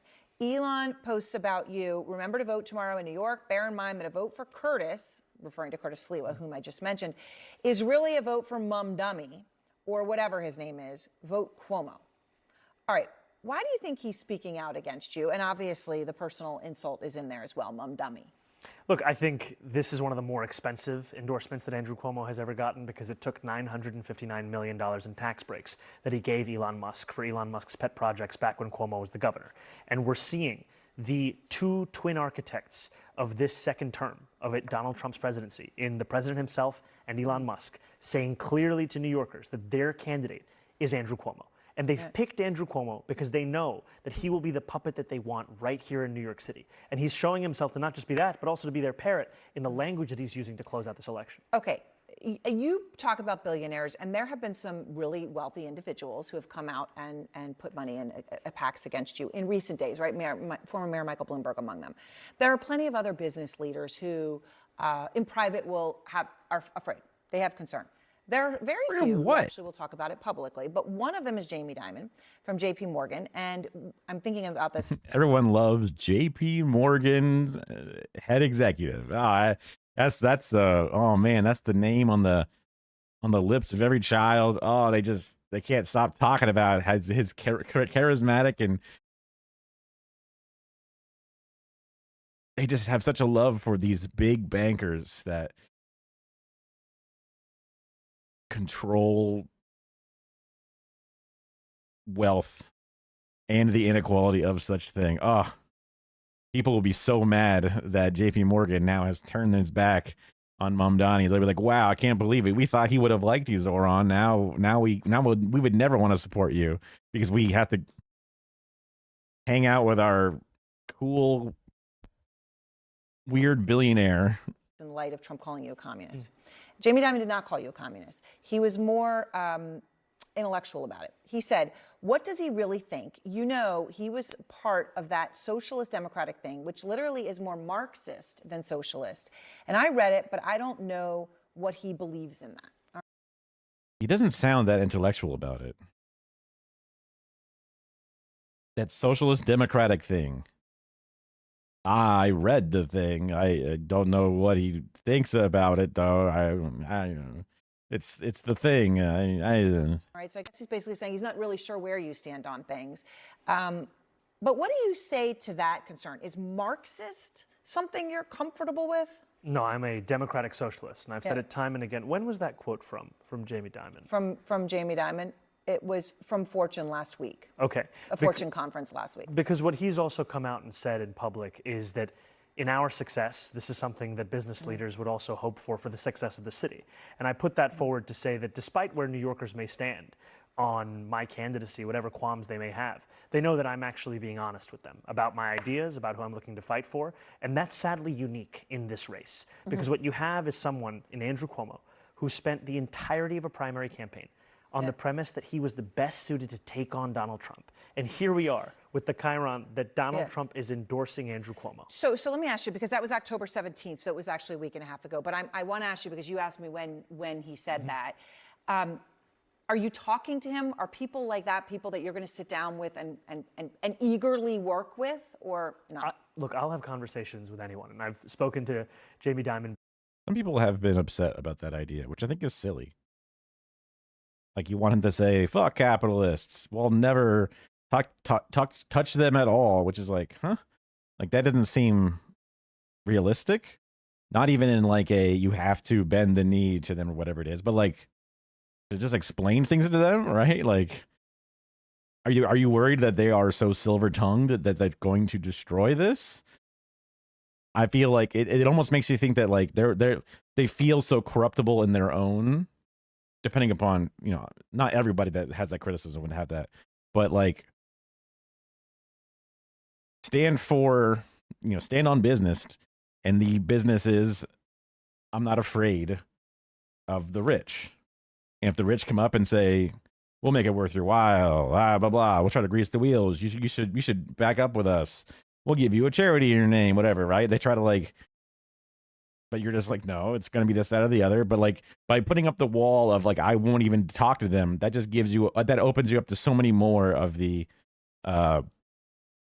kitchen table politics type of things, where they go like, oh, he won't even, he doesn't do the decent thing. He wouldn't even talk to people face to face. He wouldn't he's not willing to hear things out. He's being closed-minded, all those other things, right?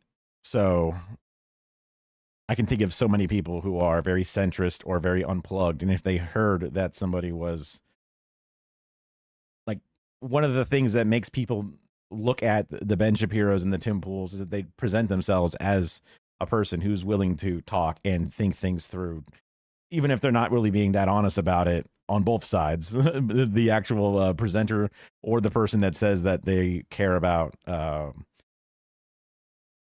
intellectual honesty of open doors and stuff. But it's still a big factor in a lot of people's ways that they see things. So I don't think him saying, I'm going to shut the door, fuck them, they should never exist, whatever it is, like, it would play well in very specific circles that are very plugged in. But most people are unplugged as fuck. And if they heard that, they'd say, that's crazy, right? So it's the best way to, in my opinion, to get the impact done that we want of a person that's saying these things should not exist, but also have general acceptability and also a much wider movement of people joining in. And then as they see more and more the benefits that are given, as they see more and more the vision, they become aligned like that themselves. There's room for people to have that messaging, but in a weirdly contentious and in a party that doesn't even want him to exist, that's not the right time to pull that out. You know what I mean? Briefly, and I've spoken to a number of other business leaders across the city about my proposals. I know that there are disagreements around my fiscal policy, that I think we should raise income taxes on the top 1% of New Yorkers who make $1 million or more a year by 2%, or the fact that I think corporations' top tax rate should be matching what they pay in New Jersey. And still, there is room for an immense amount of agreement on what it means to bring the city forward, and I'll always leave that door open. So, okay. So let me just ask you about President Obama. I know that you had a conversation with him. What was that conversation about? Your most recent one? I appreciated the conversation with President Obama, and we spoke about both the New York Post headline is that he's not endorsing you. Yeah, well, the New York Post has a lot of fun with their headlines, to put it lightly. It was a conversation where we were speaking about the importance of hope in politics, the delivery of that kind of an agenda, and I also shared with him that the remarks that I had shared outside of a mosque in the Bronx not too long ago was inspired in part by his remarks on race of a more perfect union many years ago. And I think there is often a tendency in our politics to think solely in a 24-hour news cycle, and the need to sometimes step back and speak to the soul of a city and not just the cycle of that city. Do you think that he, and he's never endorsed a mayoral candidate, so that's why I'm making the point, of course, he wasn't going to endorse, but do you feel that he has your back, that there's... I mean, this is different. I don't think that it would have been, how could he never? This is the New York City mayor's race. Obviously, with the amount of attention that's been put on this for an incredibly long period of time, I can see it makes complete sense for him to endorse. So to act like, wow, he would never endorse because it's a mayor's race. It's just like, this matters more than some governor's races. What do you mean, right? And he's endorsing fucking, Virginia's governor, right? So what? Because there are plenty in the Democratic Party who are scared of you too, and they don't know whether you're going to succeed or if they're going to sit back and watch. Do you think he's someone who's going to be in there, in it with you? Well, I appreciated the president offering to be a sounding board, and that's exactly what we see as what the future of these next few weeks and months look like. It looks like speaking to those who've been in these very kinds of positions and putting together a team that reflects the best and the brightest. That people will like to hear that. I don't love to hear that, but I understand that people would like to hear that. And what's being said there is all about what you want to read into it.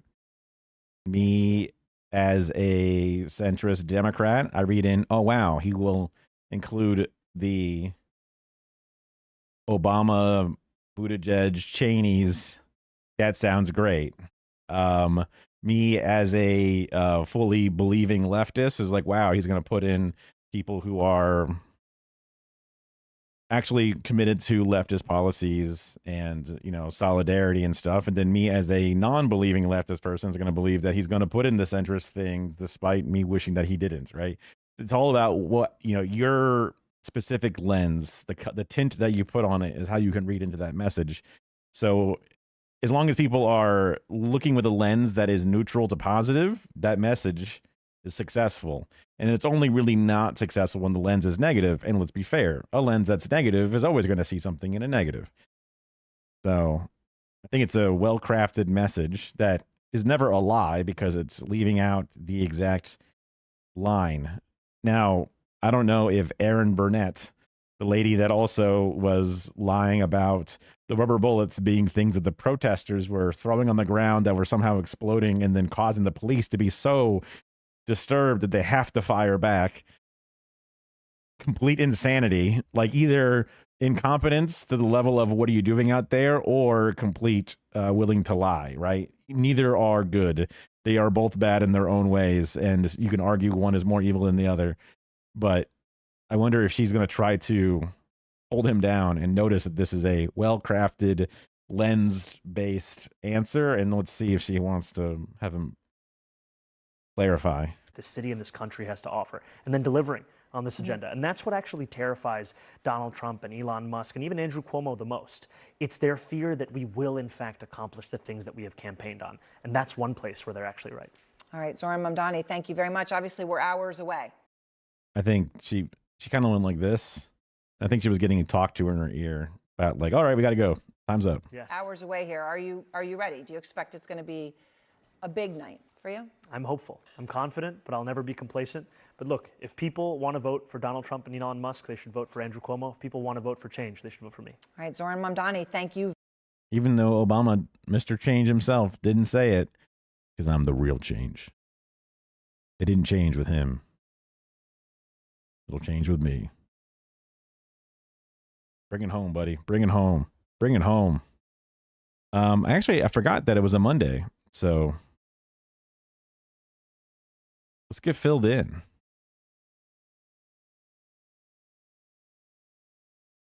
Auto pin.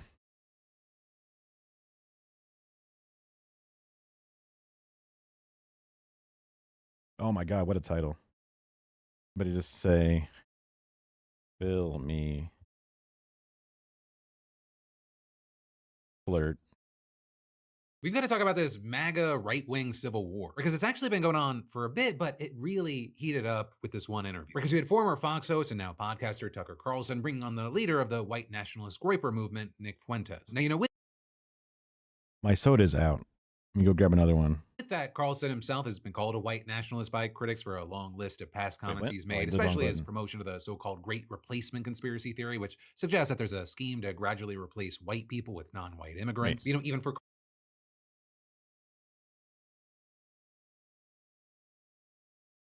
Why doesn't this work? That's weird. Supposed to work, but that's fine. Carlson, for many, Fuentes was seen as a uniquely far-right guest, especially when it came to anti-Semitism. And while you had people sharing moments from Carlson like this, what I do think is bad, just objectively bad and destructive, is the all Jews are guilty or all anybody is guilty of anything, because that's just like not true. you also had people sharing clip after clip of this nearly 2.5-hour interview where Carlson seems friendly and sympathetic. You know, I agree with you on some of the things you're pivoting against for sure. I'm an American nationalist. Me too. Worrying about who lives in your country is far right. Apparently, there's a lot of these neocon Jewish types behind the Iraq war. There's the foreign aid complex. What the fuck? Also, what a way to set it up there, Phil. Which is really unique. It was the Zionist Jews like Dave Rubin, like Ben Shapiro, like Dennis Prager. Fox is not a Jewish business, though. Well, Rupert Murdoch is an ally of Netanyahu. I'm not that interested in the Jews, but I'm very interested in the foreign policy question. We do, on some level, need to be pro-white, not to the exclusion of everybody else, but recognizing that white people have a special heritage here. You say identity politics like it's a bad thing. I think identity is a reality. I mean, why am I surprised? But I'm surprised that he's doing it on Maine. But Tucker Carlson has always been the flirtatious, the the dangerous dog whistles that are not quite as high pitched as others. You know what I'm saying? Like people might hear it a little bit. Identity is a reality. Right, and so the full interview, it gets millions and millions of views. The clips, they go viral, pick up tens of millions of views across multiple platforms, and of course, you then have people reacting. And among those, you had Ted Cruz, who also had a very hostile interview with Carlson not too long ago, and he said, "If you also had a hostile interview? You saying that was a hostile interview with Fuentes? Sit there with someone who says Adolf Hitler was very, very cool, and that their mission is to combat and defeat global Jewry, and you say nothing, then you are a coward, and you are complicit in that evil." Right, and that as you had Republican and former Senate leader Mitch McConnell saying, "Last I checked, conservatives should feel no obligation to carry water for anti-Semites and apologists for America-hating autocrats."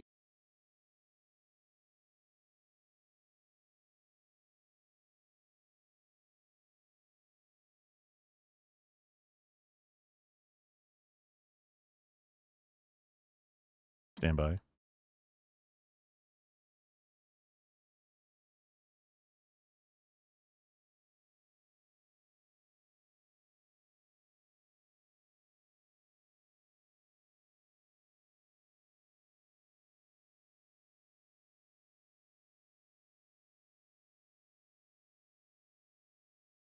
'90s. Obligation to carry water for anti-Semites.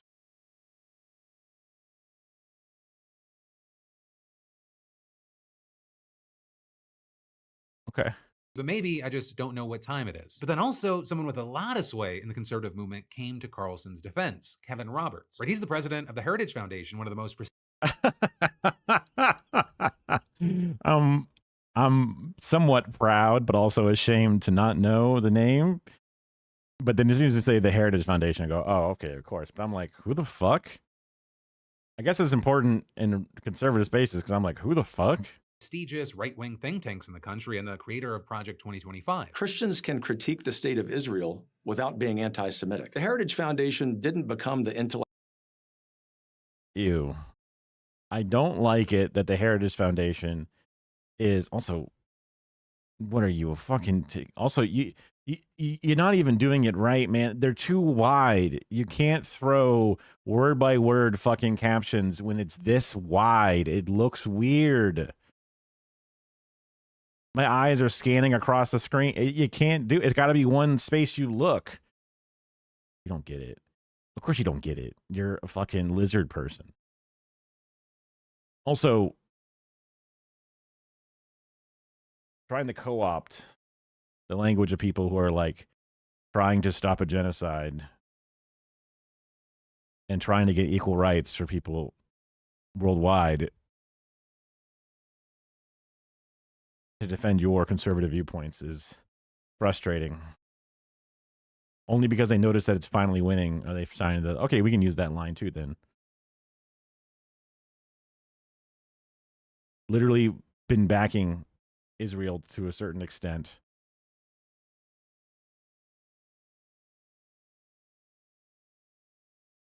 Intellectual backbone of the conservative movement by canceling our own people or policing the consciences of Christians.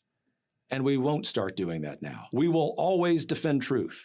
We will always defend America, and we will always defend our friends against the slander of bad actors who serve someone else's agenda. That includes Tucker Carlson, who remains, and as I have said before, always will be a close friend of the Heritage Foundation. With him then also adding that he disagrees with and even abhors things that Nick Fuentes has said, but that canceling him is not the answer. But then with that, you had others strongly disagreeing with, for example, Matt Brooks, the head of the Republican Jewish Coalition, telling Jewish Insider that he was appalled, offended, and disgusted that Roberts and Heritage would stand with Tucker Carlson and Nick Fuentes as somehow being acceptable spokespeople within the conservative movement. And now you also have Ben Shapiro jumping into the mix, throwing punches at both Roberts and Carlson. It is not cancellation to draw moral lines between viewpoints. It is not cancellation to refuse to signal boost Hitler's support.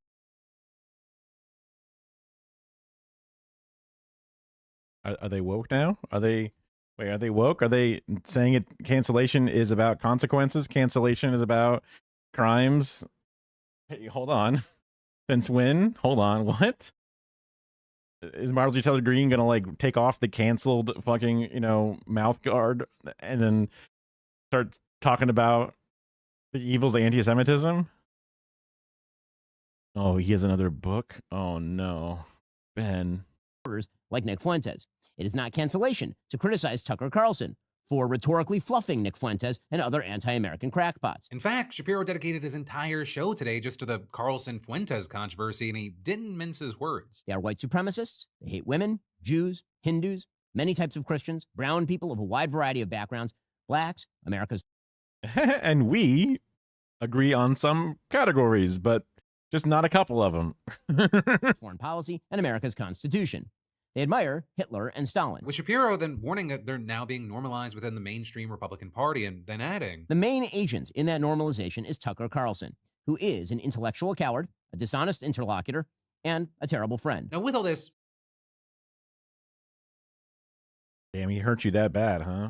After all these years? Whoa. For context, Shapiro's involvement here, it is likely something that he would already do, but also he's on the outside, man.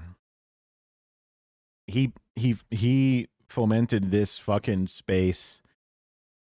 He conflated and said, hey, these people are anti-Semitic, but they like Israel, so I'll sleep well tonight. You push that, you ratcheted it tighter and tighter, and then you finally fall off. Asmongold gets fucking recognition, and then people go alternate media who used to be in the main media and kick you out. Tucker Carlson has more emotion than you do, and now you're mad about it.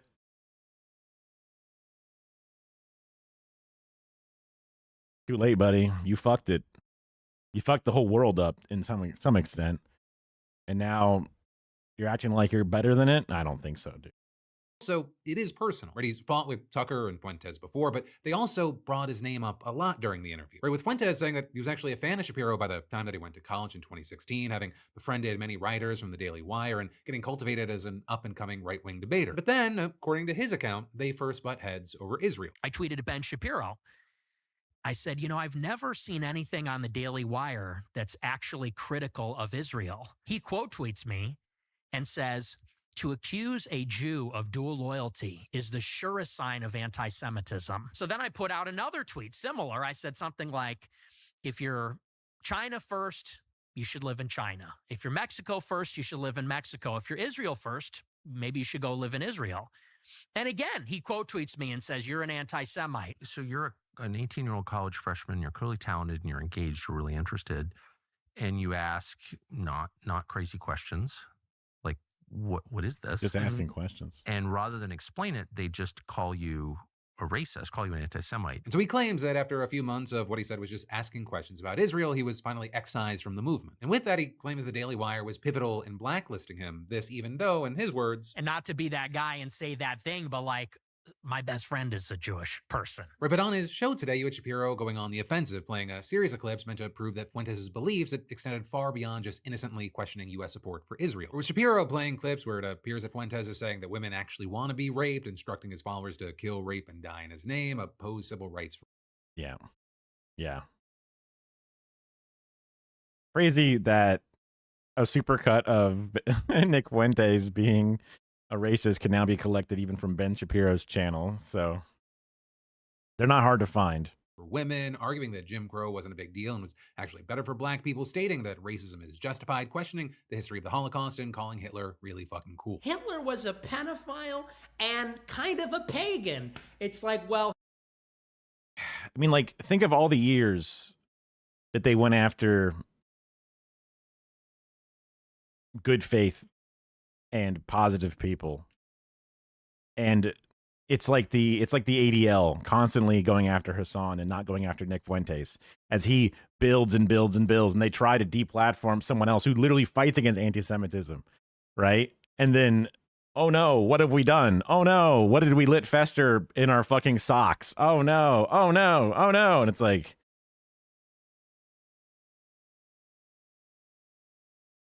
it's your own decision, what you prioritized. He was also really fucking cool. Though also with that, you had people defending Fuentes kind of landing in three camps or in a mishmash of them. Right? Some seeing those clips and just saying base. To others have said some of these. Oh my gosh.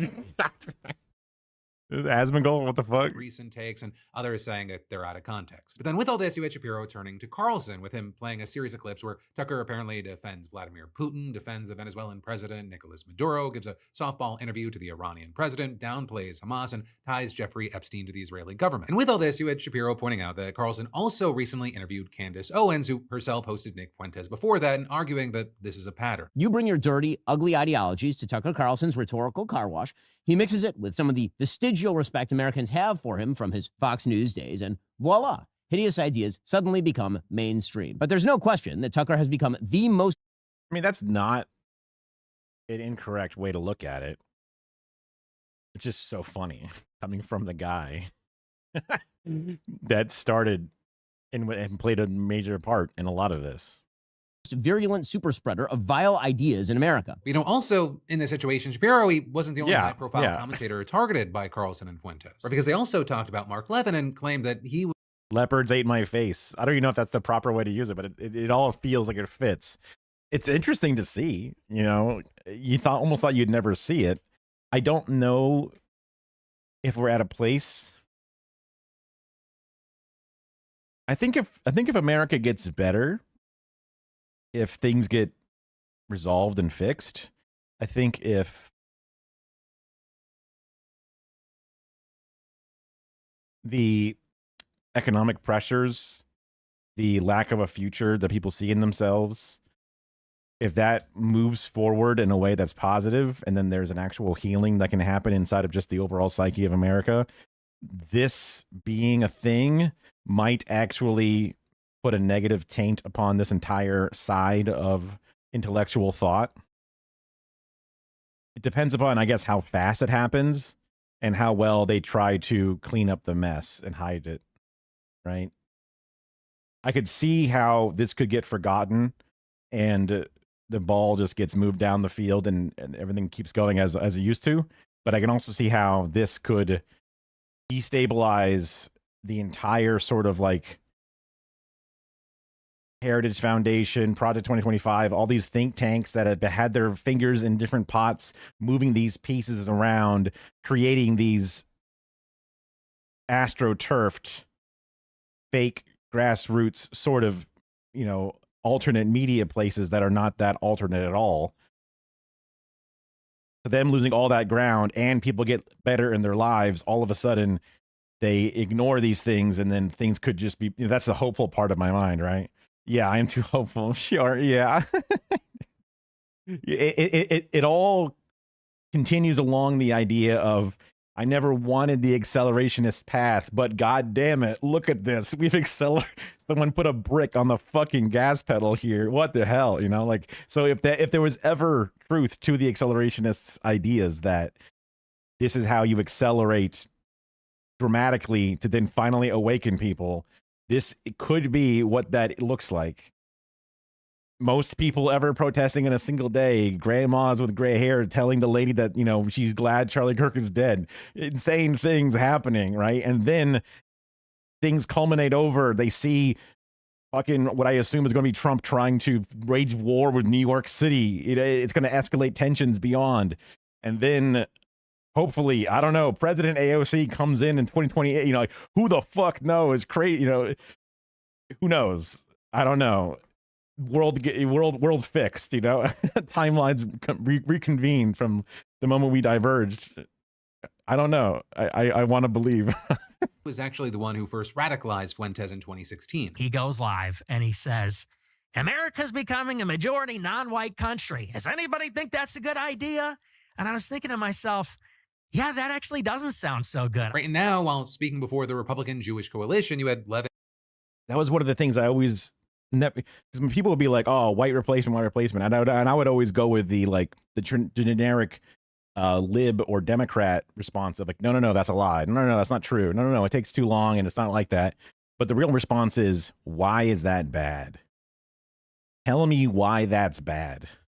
Look, if this city's whatever rate continues, Hispanics will outnumber whites. And then you look them in the eyes and say, why is that bad? And then they need to try to tell you, because they're expecting you to also think it's bad. And then to refute that it's the truth or something. But they never really expect you to just ask them straight up And then they have to go, because I want whites more. And then it's like, what the fuck are you saying, man? Like, I thought you're friends with them. You're only friends with them because there's less of them. What the fuck are you saying? You know, it's just like, it's the craziest thing that like never even was originally a part of my framing. You know what I mean? And it's just like, oh, that is so much more direct to the point, and also the better way to even frame your own head around the idea. And shooting back at them. For 6 months, I've been fighting these bastards, whether it's Tucker Carlson or whether it's Nick Fuentes. Oh, it's a monitor behind him. I was like, what is happening with like this thing? I guess they wanted to be able to be ambidextrous with whatever they want to put behind them like that. So they didn't want to like buy a bunch of tarps, but yeah. And I've been looking over my shoulder looking for help. And you know what I found? Nothing. What do you mean we don't cancel people? We canceled David Duke. Donald Trump canceled David Duke. We canceled Pat Buchanan. How fast did they cancel these people? I mean, that's not my memory. I mean, maybe the specific Republican Jewish coalition or something, but like, they seem like they were sticking around quite a while. We canceled the John Birch Society. We canceled Joseph Sobran. We canceled pornography on TV. We cancel stuff all the damn time. Hitler admirers, Stalin admirers, Jew haters, American haters, Churchill haters, you're damn. Ooh, Churchill haters. Ooh, that's an interesting one. Bro, you got to cancel my ass hard now. I mean, not because of like the racist weirdo ones, but because of like a couple of those last ones. I'm right. We're going to cancel them and deplatform them. And then, there were also others who got caught in all this. Not just Ted Cruz, but George Bush, Mike Huckabee, John Bolton, and others getting lumped together by Fuentes and Carlson as so-called Christian Zionists. And with that, you had Tucker in particular accusing them of heresy and saying that they've been infected by the brain virus that is neoconservatism. For now, we're going to have to wait to see what happens. What a way to cover this topic from Phil. I mean, because Phil has always been anti-Nazi, right? That's been his thing. So him to cover this story in the way that he has is really, I don't know if Phil's trying to toe more of a, I want to be as objective as possible in his framing of things. But I would have expected him to be way more libbed up about this specifically. And it's maybe because it's too deep cut on the Republican side. I don't know. Happens, yes, in the long term, but also even just this week. Or the Carlson Fuentes interview kicked things off. You now have Shapiro, but there's going to be a lot more back and forth happening. Though again, it didn't all stem from this podcast. These fissures, they've been widening for months now, if not years. So arguably, I think the biggest mover in the last year or so has been what Israel did in Gaza. Lots of hearts, minds, opinions, viewpoints have changed. But again, that's just one aspect of a multi-front issue. And so with all this, as we wait to see how this MAGA civil war plays out, I'd love to know your thoughts, opinions, and reactions here. And then there's more we're going to dive into in just a minute. But first, let me say, between gas, groceries, Snap, Claim store, times more cash back than filling up, and I saw the Upside offer for 10% off per gallon. Save a few dollars right there. And so this app, find out. I think that was the thing that Stream Elements was like, you should use this. 25 cents. Let's talk about MAGA world losing their minds this weekend over this picture, because you've got a bunch of teachers from Tucson wearing bloody T-shirts with the words "problem solved" for Halloween. And to many MAGA, this was a clear reference to Charlie Kirk, and it really seemed to kick off when you had. I was thinking just gun violence in America in general or something. I wasn't really sure what it was supposed to mean. Andrew Colvett, a spokesperson for Turning Point USA, writing, "Concerned parents just sent us this image of what's believed to be teachers mocking Charlie's murder." I mean, it could be doing a lot of things. Did Charlie Kirk specifically say problem solved often? Did he? Yeah, I mean, I'm thinking like, did he ever say that? Like, there's a gun control problem is like what I'm thinking it's supposed to be. And teachers are being told to be armed. Teachers are supposed to be able to like utilize these like anti-gunshot first aid kits, all these different things. So I'm thinking that's what it's supposed to be. Yeah. Deserve to be famous and fired. With then other conservative leaders like Florida Governor Ron DeSantis then piling on and tweeting. It's been really disturbing to see teachers across the country glorify. He's like, hey, Has anybody forgotten how fucking motionless I am? Time to start up the wagon again. It's X number of years until time to start maybe positioning for inheriting the throne. Okay, start tweeting out rage. Here let's go. A murder just because they disagreed with the victim. Except, here's the thing, there was a major problem, and that actually ends up being a pun, with this narrative. Because turns out it wasn't a reference to Kirk at all. There you Vail go. School District Superintendent John Carruth quickly putting out a statement denying that and saying, we want to clarify that these shirts were part of a math-themed Halloween costume meant to represent solving tough math problems. The shirts were never intended to target any person, event, or political issue. With them then going on to say that other descriptions of math. What? That's crazy. What's with the blood? What the fuck? This were false claims and unequivocally untrue. Though you also saw Carruth trying to be a bit diplomatic and saying that he understood how the image could come off badly and that we are, quote, truly sorry for the hurt or upset it has caused. So that also is, there was other evidence that this wasn't a reference to Kirk, such as the fact that the teachers wore the exact same thing last year, as many on social media pointed out. But oh my God. Dude, that's literally the best proof you have. Of course, since this all went viral, the district and the individual teachers, they've apparently been getting harassed, leading to demands that Colvett and others apologize for getting it so wrong. And after seeing the evidence contradicting the claims that this was a Kirk reference, Colvett appeared to double down and wrote, we've seen enough evils. Oh, he keeps saying COVID in the captions. They are. Since Charlie's murder that I'd actually be relieved if this isn't another example. That being said, it's a very weird costume for teachers in general, but after what happened to Charlie, I'm absolutely floored they wore it again. I do not believe for a second that all of them are innocent. Some probably are, but I believe others knew exactly what they were doing. However, what they were doing, like they did a year before, did these teachers plan this to use this as cover? It looked like other TPUSA members were more apologetic, with, for example, Blake Neff, a producer for the Charlie Kirk Show, writing that he realizes his proximity to the assassination makes it far more likely to see. Like, it's totally, it's even reasonable for you as a person who's very connected to a certain issue to have gone too far and to overconnect. The only reasonable thing to do from that point on is to say, look, clearly I'm still in my grieving phase and I've overreached. And for that, I do apologize.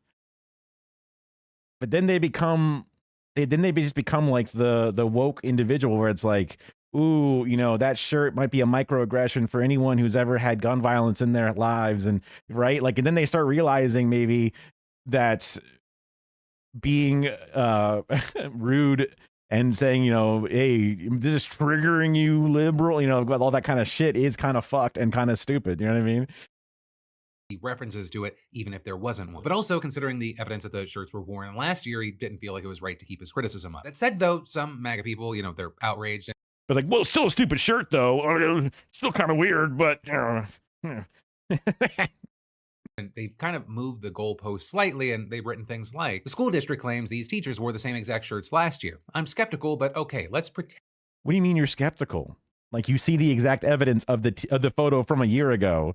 Do you think they've AI created a whole fake Facebook interface and then have the metadata from a photo? Like, what do you mean you're skeptical? What does that mean? That's AI, yeah. And that's true. How is it okay for teachers to wear these shirts just 3 months after the public assassination attempt of Donald Trump?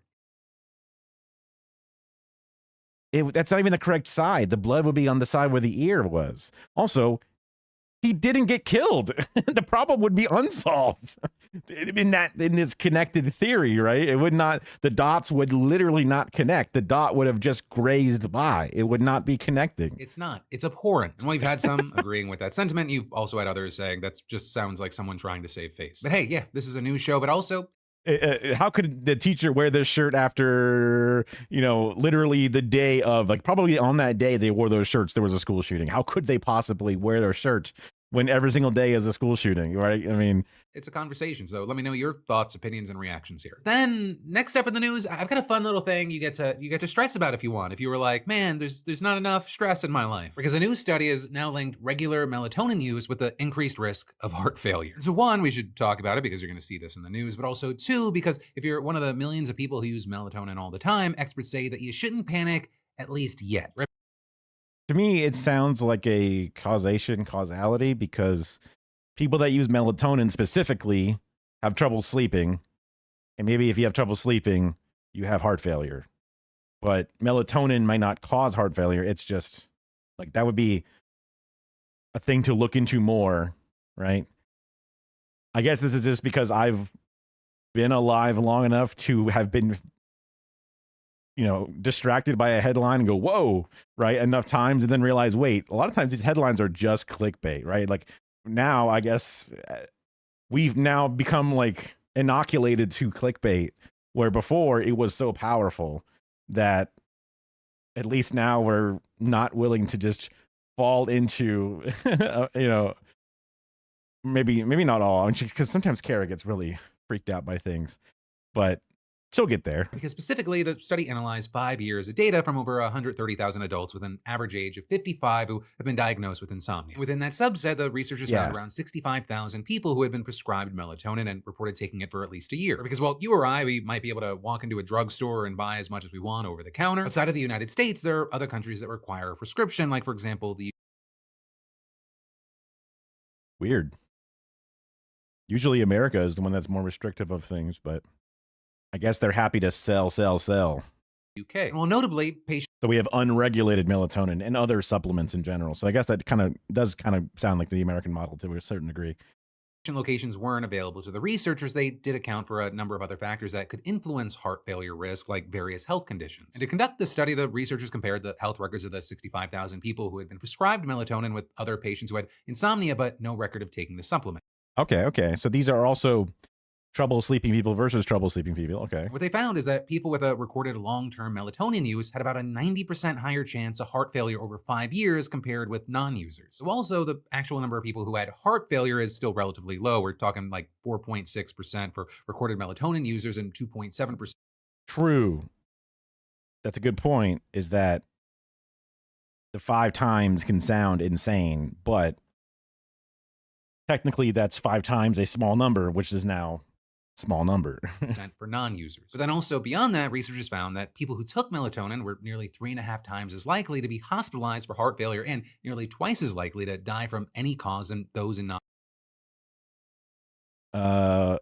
going to be hospitalized for heart failure makes sense, because if you die of heart failure, it may not be the first time you've ever experienced it or even experienced the symptoms of it. So you would be likely to then go to the hospital if you are experiencing that, but not ready, your body's not ready to die about it yet. So that also tracks. That it also sort of builds up over time. It doesn't just pop all at once.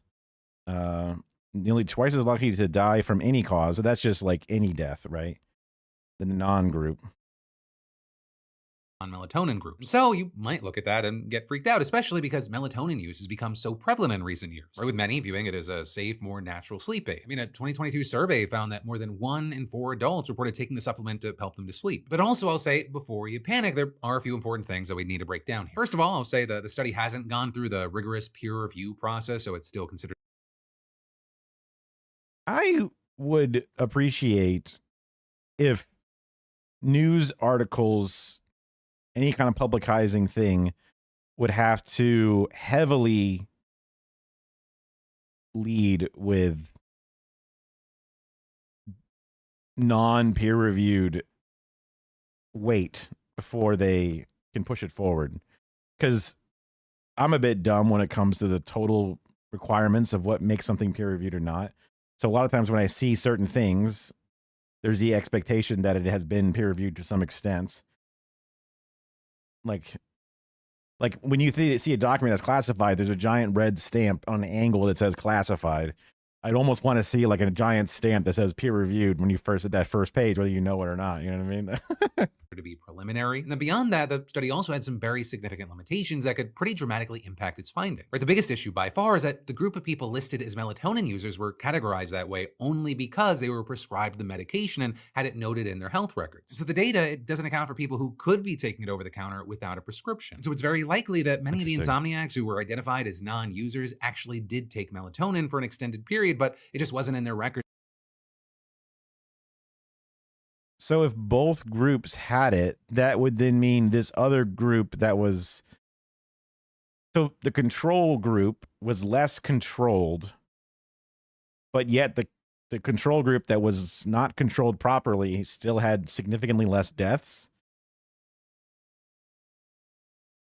That's weird. I guess there's a possibility that there was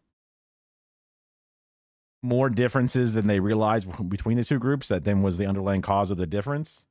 But that would require there to be something that they didn't foresee, but then somehow only still hit the controlled side versus the uncontrolled side, or vice versa. Is because maybe they live in America or one of the many other countries where you can get it over the counter. Right? And all of that, as experts noted, that the health records analyzed here lacked important details about the severity of the insomnia among patients and whether those prescribed melatonin reported changes with their sleep patterns. Right? Because quality sleep is incredibly important for heart health. Research shows that people who get poor sleep, they tend to have higher heart rate.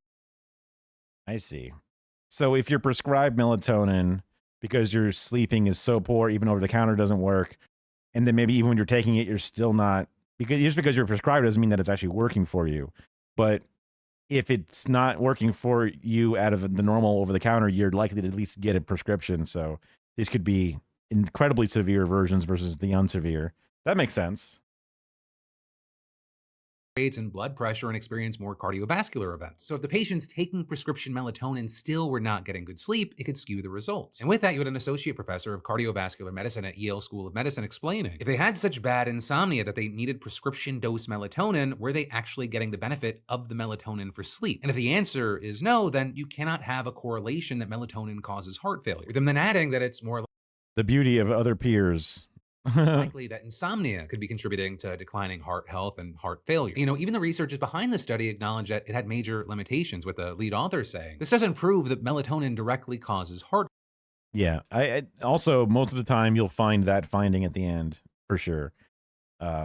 Whenever I've read, or at least skimmed through the different like pre-made out groups between like the sort of like the summarization of the findings, the different things that you'll find on like the PubMed things or whatever, or the National Institute of Health, they'll have these little groups that you can kind of like skim to and get to the sort of the bite-sized bit that you can actually understand. And they'll always say like more research is required. These are just things, whatever. Failure. It simply shows that people with chronic insomnia who took melatonin long-term were more likely to experience these outcomes. But still, he argued that the fact that they found a link at all, it's still notable and it needs to be studied further. Adding, melatonin is generally viewed as a very safe supplement, as something people and even physicians don't usually worry much about. So we honestly didn't expect to see a clear signal linking long-term use with higher rates of heart failure, hospitalizations, and death. Right? And that's something I do appreciate that scientists are like, yeah, I didn't think this would even be an issue, but you know what? We figured we'd look at it. Just classic scientists, just addicted to observing and looking into things, just to be sure. You never know. Experts agree on, arguing that these findings, they raise questions about whether melatonin is more harmful than we think, and it highlights the need to study the medicine further. But for now, you've got some medical professionals saying that, there's no need for people and healthcare providers to change things up, especially because some of the past research actually suggests that melatonin might have health benefits for people with heart failure. Some noting that it's an antioxidant and could help protect against coronary artery disease, which can cause heart failure. But that said, experts still advise that melatonin should be used carefully and under supervision, especially for people who have cardiovascular risk factors. I'm fat. I got a risk factor right there.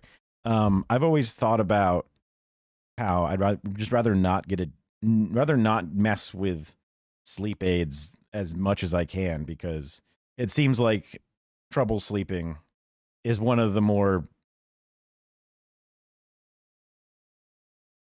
just awful.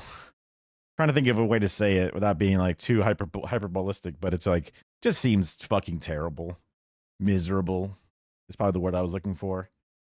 So I have a pretty good time sleeping. There's always the occasional, didn't feel that super rested, and then kind of in this weird quasi state. Like even today, I woke up. It took me a couple hours to really get the brain on, right? And I thought I had some pretty good sleep. I thought I had a good number of hours, but a weird dream catches you in a loop, or something else. So it's nice to keep it natural, because if I get myself stuck on a thing and then reliant upon it, then I'm constantly chasing. It's like when people get addicted to weed. They need more and more weed all the time, and then it's like a brutal cycle. And then like overdoing so much weed and has other negative effects, and then you have to try to like rebalance yourself, and then you have these weeks where you just feel like shit. Fuck that. And then we'll get back to the news in just a minute, but first let me say, get It's definitely simple. Right, so Nigeria is an extremely I wanted to talk more about this. Peace President Donald Trump has now threatened to go guns a-blazing into Nigeria. And he said the reason for this is that thousands of Christians are being killed by radical Islamists and the government's doing nothing to stop it. I'm probably not going to get much more than what I've already read into it because it's a surface level, just getting into the topic. But from what I've read, there's about 50-50 split between Muslims and Christians in Nigeria. And in the north, where it's more populated with Muslims, is where most of the killings are happening. And when you look at the groups of the people that are being killed, it's mostly Muslims that are being killed. But there are some Christians being killed as well, obviously. And there's a particular, fundamentalist Muslim group that's killing both. They're like, you're not the good enough Muslims, killing them. And then also you're Christians, killing them, which doesn't sound like a good thing based off the framing that's been presented, right? But the idea that they are wantonly killing Christians and keeping Muslims safe because the entire state is in love with Muslims and hates Christians is dumb, because half and half. And also this one fringe group seems to be causing the issue, which is a problem.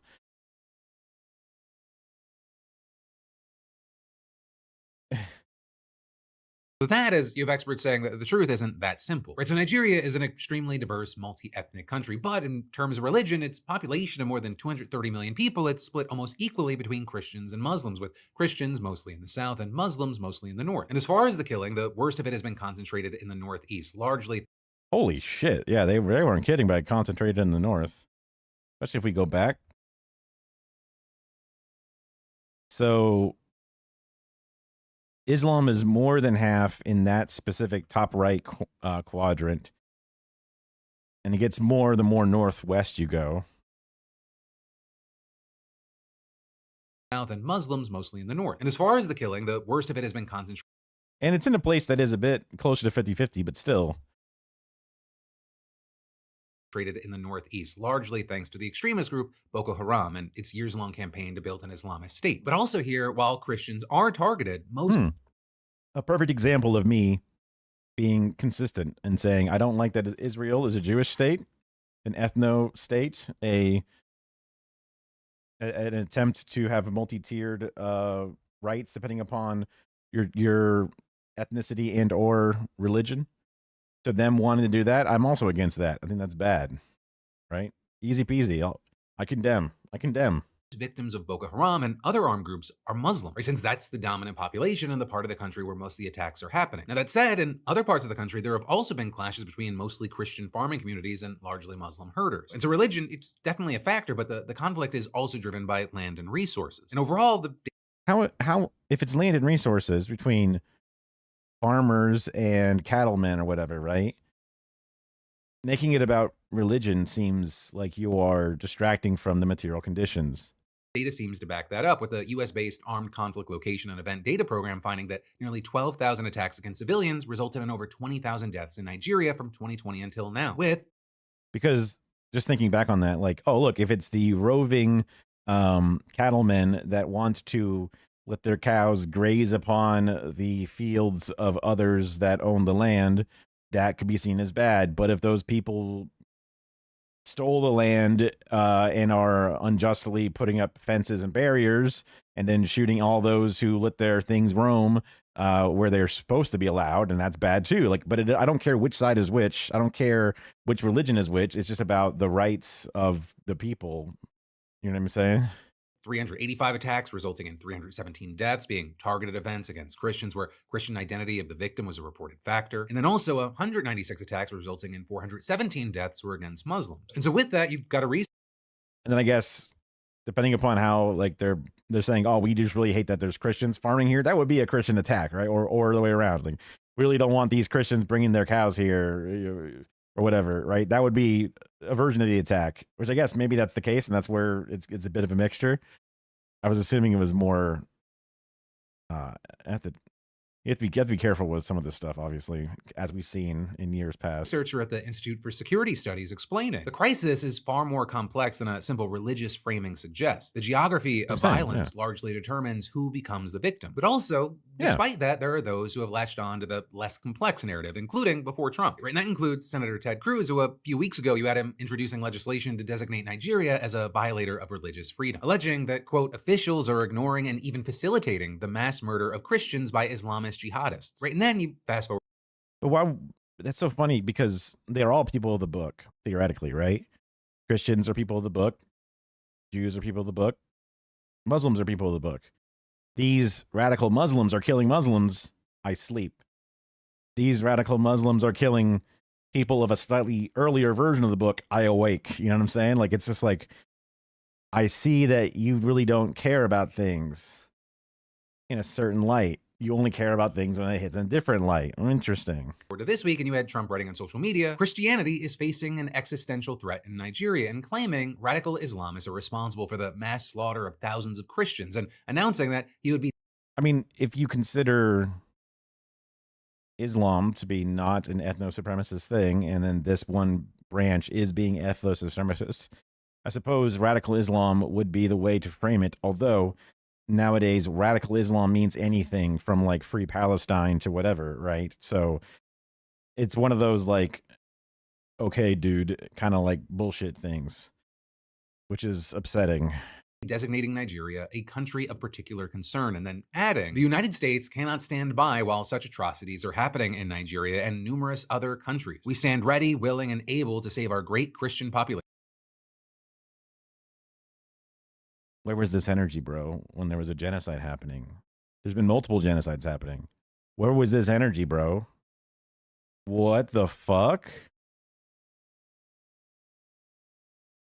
Around the world. And then with that, you had him not only threatening to end all aid and assistance to Nigeria, but he also warned the U.S. may very well go into that now disgraced country, guns a-blazing, to completely wipe out the Islamic terrorists who are committing these horrible atrocities. And West Bank, dude, the West Bank. What about the West Bank? What about Sudan? What about the UAE doing these things in Sudan? I mean, it's obvious. Adding, I am hereby instructing our Department of War to prepare for possible action. But then Defense Secretary Pete Hegseth responding on X saying, yes, sir. Yes, sir. Yes. And repeating the allegations against Nigeria. Though all of this, as you had the Nigerian president denying them, writing on X, the characterization of Nigeria as religiously intolerant does not reflect our national reality, nor does it take into consideration the consistent and sincere efforts of the government to safeguard freedom of religion and beliefs for all Nigerians. But also with that, I will add, while Trump's claims are misleading at best, many experts say that he is at least right that the government could be doing more. Right, and with that, Trump mentioned making Nigeria a country of particular concern, and that is a real designation established under the International Religious Freedom Act of 1998 to describe countries that systemically violate religious freedoms. Oh, you mean like Israel?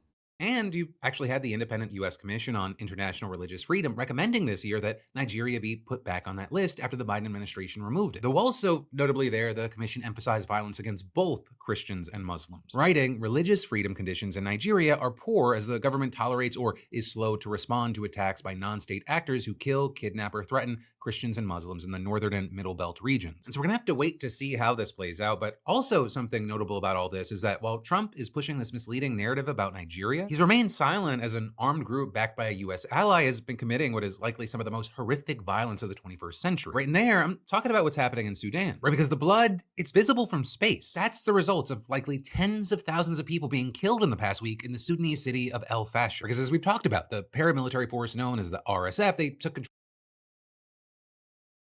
You get a little bit of hope, which is still dashed by breaking ceasefires and stuff. I was not aware of all the problems that have existed in that side of the world. I remember when I was at work, a new employee that I was training was telling me that they were then going on Birthright, and they had trained up a bunch, and then they went on Birthright right after finishing their test to see if they're skilled enough to, do the job on their own. And then they were gone for 2 weeks, and then they came back and they felt a little bit out, a little bit out of the loop, and then never really thought about it and what that meant and what it was supposed to be. I'd heard about it a little bit here and there from the H3 podcast and shit, but never really knew much about it beyond in the actual tensions, other than that's just the Middle East somewhere. I don't know much about it, right? I know America is involved in a lot of things, but also don't know a lot. Muslim scary to some extent. Not really like making its way all the way into my head, other than just a little bit, but it was definitely there. So to finally understand what's been going on and going, damn, but then also feeling like, damn, there's actually, a change happening feels. I couldn't imagine being involved in this struggle for, my entire lifetime. To then seeing the problem in Sudan, you feel like you got hope pretty quickly after joining in, and then you realize maybe there's so much more work to be done across the entire planet, which, if it's depressing, then it just means you got more work to do. And it just means that there's a good chance that you could actually make a difference in one way or the other, whatever small way it is. I never thought that I would be joining a picket outside of a Chevron, but now I've done 2 different events with it. I helped actually make some media about it. So not only was I there, but also I'm trying to get the bullhorn out, right? It doesn't always mean that it's going to be easy, and that it's supposed to be. It's fulfilling in ways that are not always based on success, because at least you're doing something.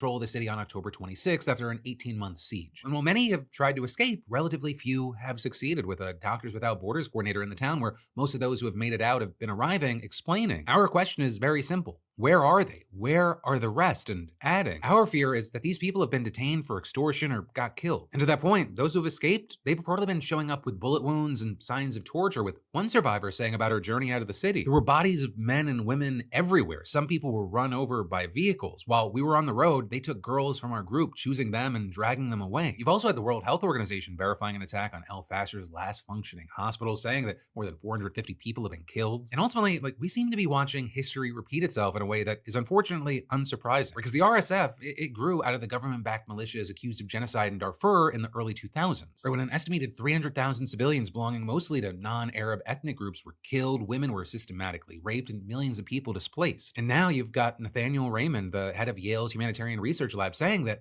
the RSF is now finishing the liquidation of Darfur, and adding, this is the final battle of the Darfur genocide. Though also in terms of the intensity of the violence, you had him evoking the 1994 Rwandan genocide, where more than 800,000 civilians were killed in just over 100 days. And you had him saying that high-res satellite images that his team had seen, it showed activity that suggests mass killing on a level that can only be compared to Rwanda, and adding, we have never seen a velocity of violence at this scale. We're in the tens of thousands in terms of all the body-consistent objects on the ground. They are moving like a wood chipper, and they are killing everything that moves. And then with all that, we can't ignore the role that foreign powers, either through direct support or indifference, have played in making this violence possible. And there, as far as the RSF, its biggest backer has been the United Arab Emirates, which has been supplying money and arms to the group. And with that, you had Cameron Hudson, a former chief of staff to successive U.S. presidential special envoys for Sudan, saying, the war would be over if not for the UAE. The only thing that is keeping them in this war is the overwhelming amount of military support that they're receiving from the UAE. And then notably, with that, the UAE gets a lot of support from the United States of America, and we've seen very little pushback on that from members of Congress.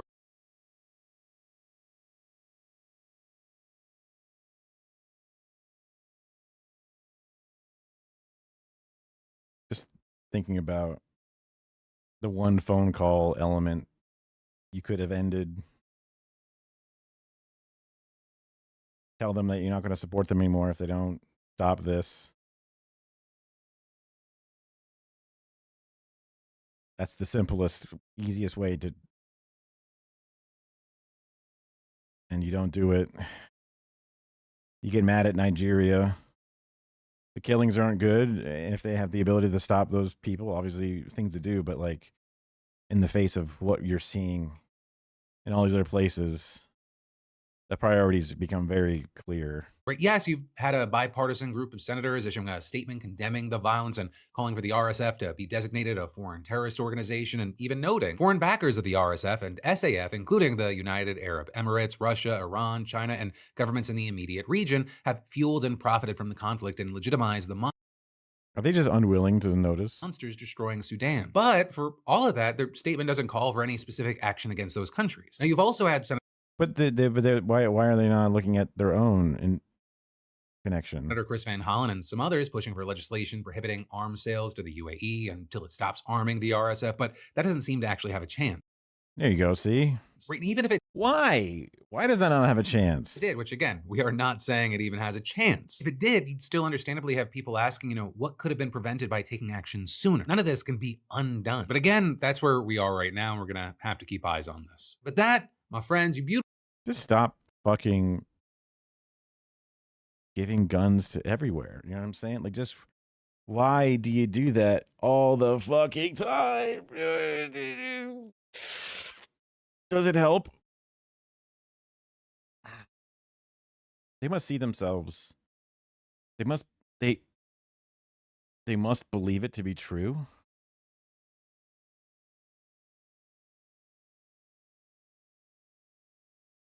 Or they've eroded away whatever soul they have inside.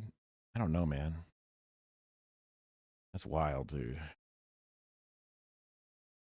All right, let's see what they know about the DSA. What do they have to say about what the DSA is?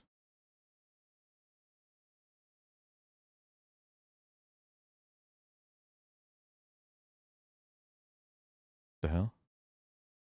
Why'd it go again? Oh, wait, what?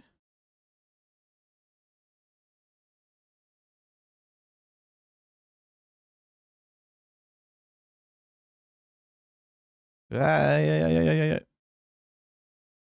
Why is that doing the wrong thing?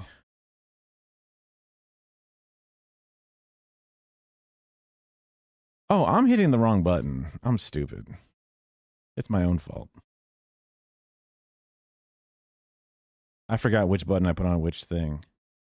That's more related to my stuff. Oh, did I... What is this?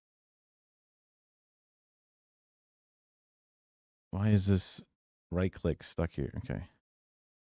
I've caused nothing but trouble for myself. Also, now I have a gigantic thing stuck in my URL thing. Hold on. Let me get this right. Didn't I have... I'm confused. Oh, okay, here it is. As Zohran Mamdani's campaign continues to draw national and even international attention, well, my team and I took a deeper look at the state of socialism in America and Zohran Mamdani's rise. Thank you, my friends. Three-term New York State Assemblyman Zohran Mamdani, a social media savvy democratic socialist, is on the cusp of becoming mayor of New York City. New York is not for sale. Mamdani won the Democratic primary promising free public transit, free daycare, more rent-subsidized housing, 200,000 more housing units, and city-owned grocery stores with lower prices. That's the one that really makes me go, whoa, wait a minute. That's something really cool. Because that's different, man. In a way that's beneficial. Because, let's be real, for-profit grocery stores add another layer of profit between you and food, right? Like, not only is farming done for profit, not only is food creation done for profit, and now food presenting and selling is done for profit. There's multiple layers of multiple profits stuck between you and the food you need to live. When does it end? It gets to the point where people can't afford things. Even if you're worried about stuff like SNAP or whatever, them going to a store where the goods are cheaper is better, because then the SNAP goes further. Why let the SNAP go into the pockets of profiteers who are already making it harder for people to live? Government ran housing makes way more sense than for-profit housing of landlords. Government run food makes more sense than for-profit food, in my opinion.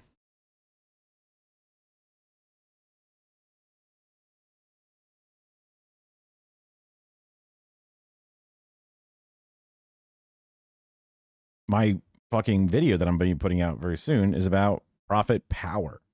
Electricity. Why is that ran at a profit? Everyone literally needs it, and we also don't have enough of it. Than for-profit markets. New Yorkers know better than most that few things in life are free. Mamdani intends to raise taxes on the city's millionaires, a daunting challenge he would have to get through the state legislature. What an interesting way to phrase this. Mamdani's rise was aided by a relatively weak Democratic primary field, an unpopular incumbent, Eric Adams, and a scandal-plagued former governor, Andrew Cuomo.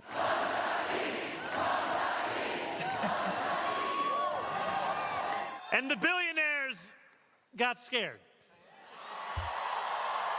Or, Sure did. as the New York Times would describe it, the Hamptons was basically in group therapy about the mayoral race.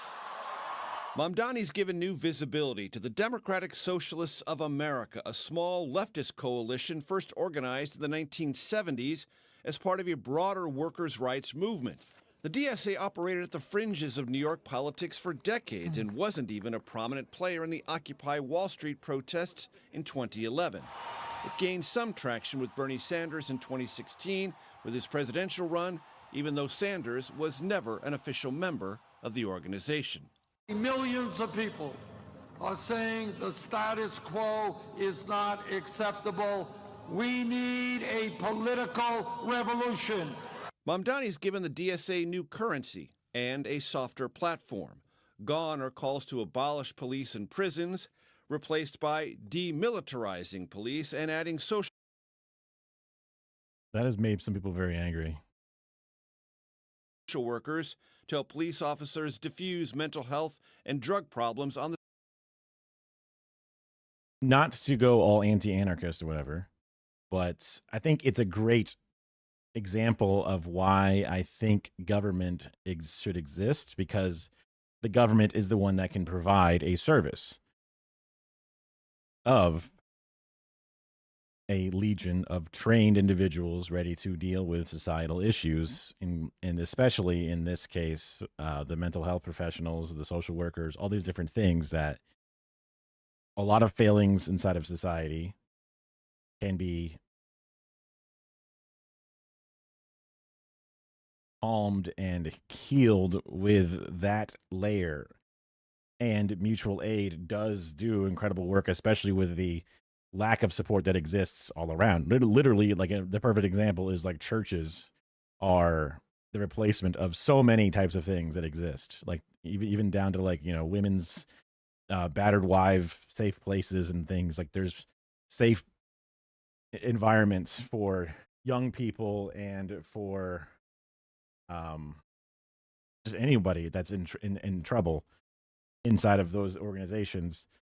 But relying on those organizations to exist in all these places, in every rural area, in every municipal area, and to just somehow make do, right? They don't have the resources to pull to fill in gaps, to keep consistency going. That one person now can never take a vacation because they're the only sort of contact for so many people. They're sacrificing so much of themselves, whereas the mutual aid is, you know, the small version of what is eventually, you know, proper government, which is mutual aid on the largest scale, I guess, is the way I'm just sort of slowly getting to the point of.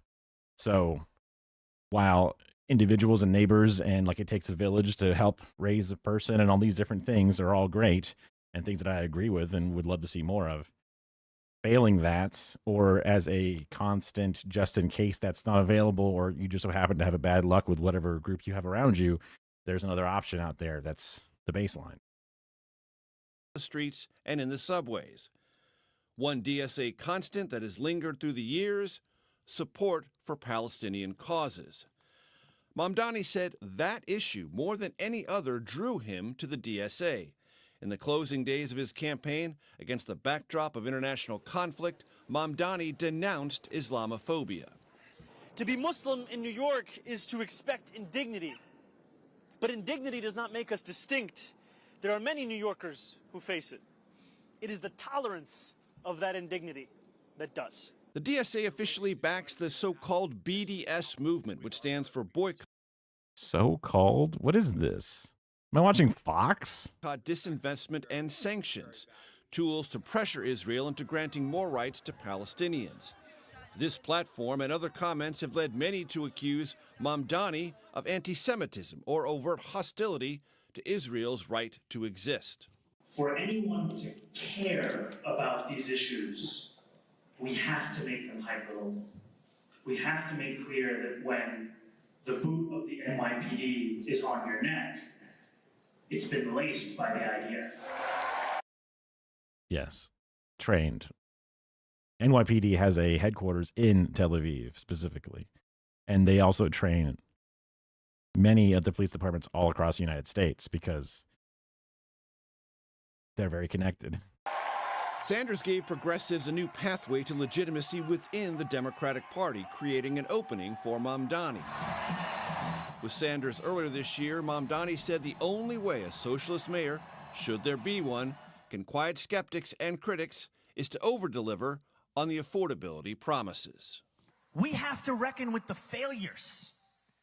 And one of the first things I will be doing when I get to City Hall, with the help of each and every one of you, is to audit the entirety of the work that we do and that we fund. Because we need to deliver excellence. That's it? That's crazy. I don't even understand what that was supposed to try to like lead you to think. CBS News going wild with their CBS Newsing now, bought by Barry Weiss. Okay, we watched this already. Democracy Now. Democracy Now.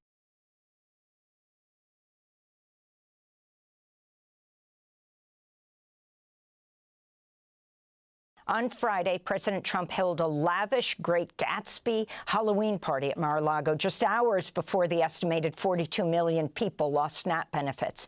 Democratic Senator Chris Murphy wrote on social media the way he rubbed... Wait, was it a costume party? Is this guy going as like a zombie or something? No shot that there was like blackface at this event, right? Because like that's like a thing that's been going around as conservatives doing blackface. They would have gotten a picture of it. I was making jokes, say, "Oh, look, he's going as a pumpkin, haha, orange." But I was like, "Wait, there is costumes going on, and like flapper style, whatever. Maybe he's just gray. This guy. Maybe he had like a prank cigar explode in his mouth, and he has like the soot left over." His inhumanity in Americans' face never ceases to stun me. He's illegally refusing to pay food stamp benefits while he throws a ridiculously over-the-top Gatsby party for his right-wing millionaire and corporate friends, unquote. In a piece for the Financial Times headlined "How Gatsby Foretold Trump's America," the University of London literature professor Sarah Churchwell writes, quote, "The novel's prescience lies not in foretelling specific events, but in diagnosing a culture where power enjoys impunity and cruelty rubs out its traces. A society run by careless people, the unheeding brutality of so-called world builders has returned most recently in the dark fantasies of Trumpism and in Silicon Valley's fatuous motto, move fast and break things." Interesting with the last bit there. I remember reading the book in pieces because I never actually finished a book in high school. Just kind of like faked my way through everything. Remember they got into a car accident and killed somebody or something. They were drunk driving or something like that. That's all I really remember of this book. She wrote. For more, we go to Montgomery, Alabama, where we're joined by Kirk Kernutt, professor and chair of the English department at Troy University.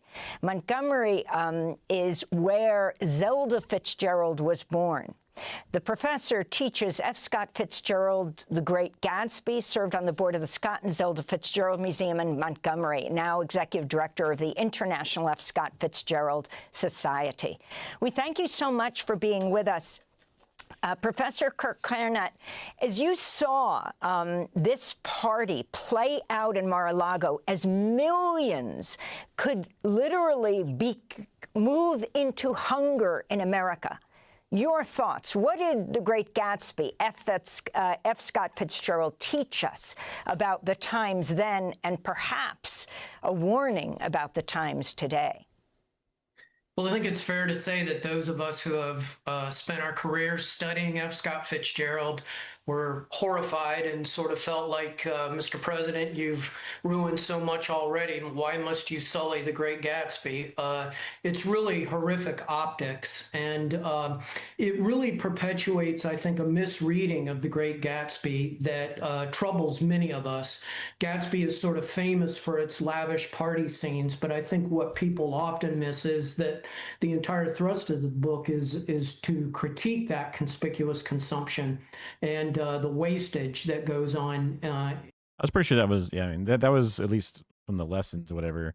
It wasn't like, dude, they're rich and it's awesome. It was about like the pain that exists within, it doesn't make them happy and it's bad. In these sorts of events where all of our values are becoming more and more tenuous. Who in The Great Gatsby do you see personifying President Trump, and why? Well, it's very interesting because for the past 50 years, there's been a tendency to equate presidents with Jay Gatsby. It started with Richard Nixon, believe it or not, in part because the 1974 movie was going on during Watergate. And it usually refers to people who come outside, the outsider, Bill Clinton, Barack Obama. But with Donald Trump, I think we really do have the first instance of a president who is the villain of the novel, Tom Buchanan. And if you could talk about the fact that April was the centennial of the publication of The Great Gatsby, what do you see as the enduring message about a society run by careless people? And as you looked at Mar-a-Lago, the millionaires and billionaires around President Trump, your final thoughts? Well, my eyes kind of went to the servers and the people that are working this sort of extravagant party. And they're in the background of Gatsby, too. I see a huge difference because the people that attended Gatsby's parties were not necessarily rich people. They tended to be people that were interested or sort of drawn to the exuberance of life. And in many ways, they're not unlike Gatsby. So it was a sort of a taste of a life that they probably weren't ever going to get in the real workaday world. When I look at Trump's Mar-a-Lago, it just seems it seems something right out of the Satyricon, which is a story that Fitzgerald drew from as he was creating the novel. So it really, there's no irony or no self-critique there as this spectacle is going on. And it just demonstrates again that a lot of our great literature can be used for spurious purposes. Kirk Carnett, I want to thank you for being with us, chair of the English Department at Troy University, executive director of the International F. Scott Fitzgerald Society, joining us from Montgomery, Alabama, the birthplace of Zelda Fitzgerald, the wife of the author F. Scott Fitzgerald. Thanks for watching. They have such a unique style. I didn't have a lot to add on that one just because I don't know enough about the book, I guess. Seems totally expected for him to have some big gross party thing in this exact moment in time. You'd think that he would want to, like, oh man, government shutdown, oh man, having to fire Democrats, oh man, no air traffic controllers, et cetera, whatever. But then, like, just host a giant party, whatever. I mean, I guess it's Halloween, gotta do something, but I don't know. Kind of odd. But not odd, but like you think it's just bad canonically. Like you just see how it plays against you. But I guess he's just not worried about it. Must be. All right, Nancy Pelosi on her way out. Get out of here. Get out, Nancy. She's hanging up the fucking, I don't know, the girl boss gavel that she had. She's hanging it up. But she has some closing words. We're here in San Francisco at a Yes on 50 rally. What's the closing argument for Prop 50? Goodness. Goodness. It is about who we are as a state and, of course, as a nation. The fact that The president knew that he was going to lose the House, and he then went to Texas to pick up more seats. It behooved us to then counter that. So people say, oh, well, I don't like either of that. And I said, well, we have to defend democracy. But it's not just democracy. My view is that you save democracy at the kitchen table. So this isn't, I mean, it's loser talk to not do it when they've been doing it as long as they've been doing it. It's loser talk if you are in a position of understanding of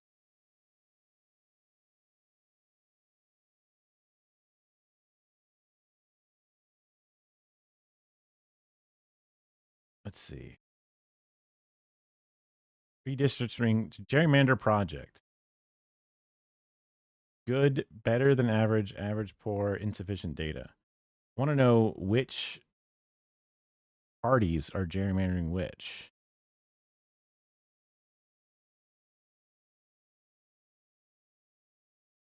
According to this, red states are poor.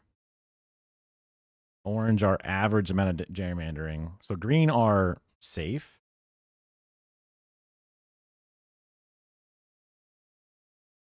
Oh my God, literally like crushed Fs all around. House is surprisingly okay.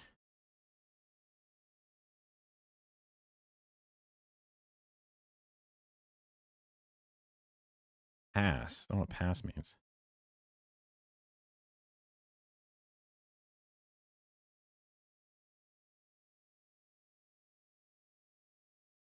Wow, they really don't do shit, do they? That's crazy. No data on Vermont. Oh, look, they don't have representation. Oh, interesting. I just wanted to know the difference between the two sides.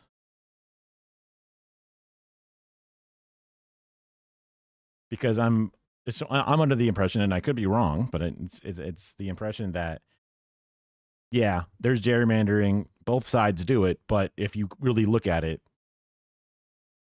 here we go. Republicans drew approximately 177 versus 49. So if you're like, I don't like you gerrymandering, you should rise above it. That's his loser talk, right? You're going to lose. Now, if you are truly trying to be fair about things, you should be, okay, well, how much do they gerrymander? You can gerrymander one back for everyone that they do, and then try to make gerrymandering illegal or not okay. But when you're already down 3-1, over 150 versus 50, less than 50, you know, it's like, okay, so that's, you're already so outnumbered that you should do a little bit of it, but then to say, ew, I don't like stooping to this level. It's like, what, do you just want to lose? Now, if we were doing it as much, if not now more than them, you could be like, well, maybe we shouldn't, you know, stoop to this level. That's, you know, an argument about, you know, how you want to like sell your soul or whatever to win power. But like, if you're already super fucking down in the numbers, then of course you're going to fucking do it. What the fuck are you talking about? By meeting the needs of people. It's about goodness. By goodness, I mean you do not say that when it's time to feed the hungry, according to the Gospel of Matthew, that you as Republicans say, we just really can't do that. In fact, they took over $150 billion out of their ugly bill, which they called beautiful, from SNAP, from the food stamp program. I just think that's totally wrong. In fact, I think it's evil. So are you suggesting that the president's not a good person? I'm saying that his policies are not good. I don't know what his, I don't know. Let's not go into that. Okay. But let's go into a little bit about what this is about, though, Proposition 50, which is about redistricting California. Arnold Schwarzenegger, who's against Proposition 50, who helped put independent redistricting, has suggested instead of changing the rules, you should outperform Trump, don't out-cheat Trump. Classic Republican move to come into a heavily Democratic state and say, no, this one should be fair. All those other states can be grossly unfair, but this one should be fair. Because I know that means it's going to steal away seats from the Democrats. So, pathetically thin framing. Why do you have to change the rules in the middle of this? Democrats should be competitive as is. How do you respond to this concept that this is like cheating? I always say to people who are no longer in the game, enjoy your retirement. Wait, that's going to be you. We're in the fight, and this is how we're going to win. But what about the merits of what he's talking about? That I don't think it has any merit. That if you're living in a place like Huntington Beach or Norco, these deeply red areas that will now have Democratic Congress members most likely, how is that good for you in terms of democracy? The fact is that the president wanted to rig the system because he knew he would lose. People said, well, two wrongs don't make a right. We don't like redistricting decade. We don't think that that's right. But the fact is we have self-defense for democracy because this is a president who's doing what he's doing to reinforce abolishing the House of Representatives, getting rid of the beauty, the exquisite beauty of the Constitution. I know you've said the focus is on Prop 50. I know you've said you won't talk about your future until after Prop 50, but there is speculation about what you're going to do next. Can you talk to us just about what the thought process is? How do you weigh the personal and the political? Well, first of all, when people start, as in the press, speculating, is she going to run, is she not going to run, other people file or say they're going to run, you know what that does? That gives me so much support. People calling me saying, I'm for you, I'm for you, I'm for you, representing organizations, representing communities that some of these people are leaders in, but calling and saying, if you go, I'm with you. So it's a lovely thing to see the friendship. I have no doubt that if I decided to run, I would win. That isn't even a question. It isn't arrogant, it's competent. So for me, it's just a question of one thing, winning the House for the Democrats. And that's what we're doing with Proposition 50. Do you think the Democrats have a better chance? I would say anybody that would look at Nancy and see, I mean, anybody that sees this action and goes, gross, I don't like Nancy for the reasons I don't like her, whoever this person is, and this is gross. Turn the mirror and see that over 150 are done by the Republicans in 19 different states versus under 50 in 7 states for the Democrats. And think to yourself, do you feel as equally as negative? Because you should. You should feel over 3 times as negative towards those, because you're talking about one state trying to do what they have done in basically every other state that they could possibly do it to. That's crazy, right? If you want it to not exist across the board, then redistrict every single one or something, right? You know, create some fucking board to get rid of all of it all across the board. But the Republicans wouldn't do that because they would then lose. Because for the longest time, they have not had the majority. Only with some of the most hilarious elections possible have they ever slowly clawed near the popular vote, even in like presidential runs, let alone fucking House and Senate stuff.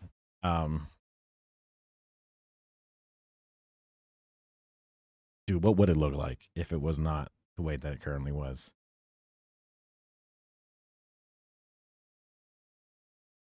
If 100, so if you zero them out, see what the difference is.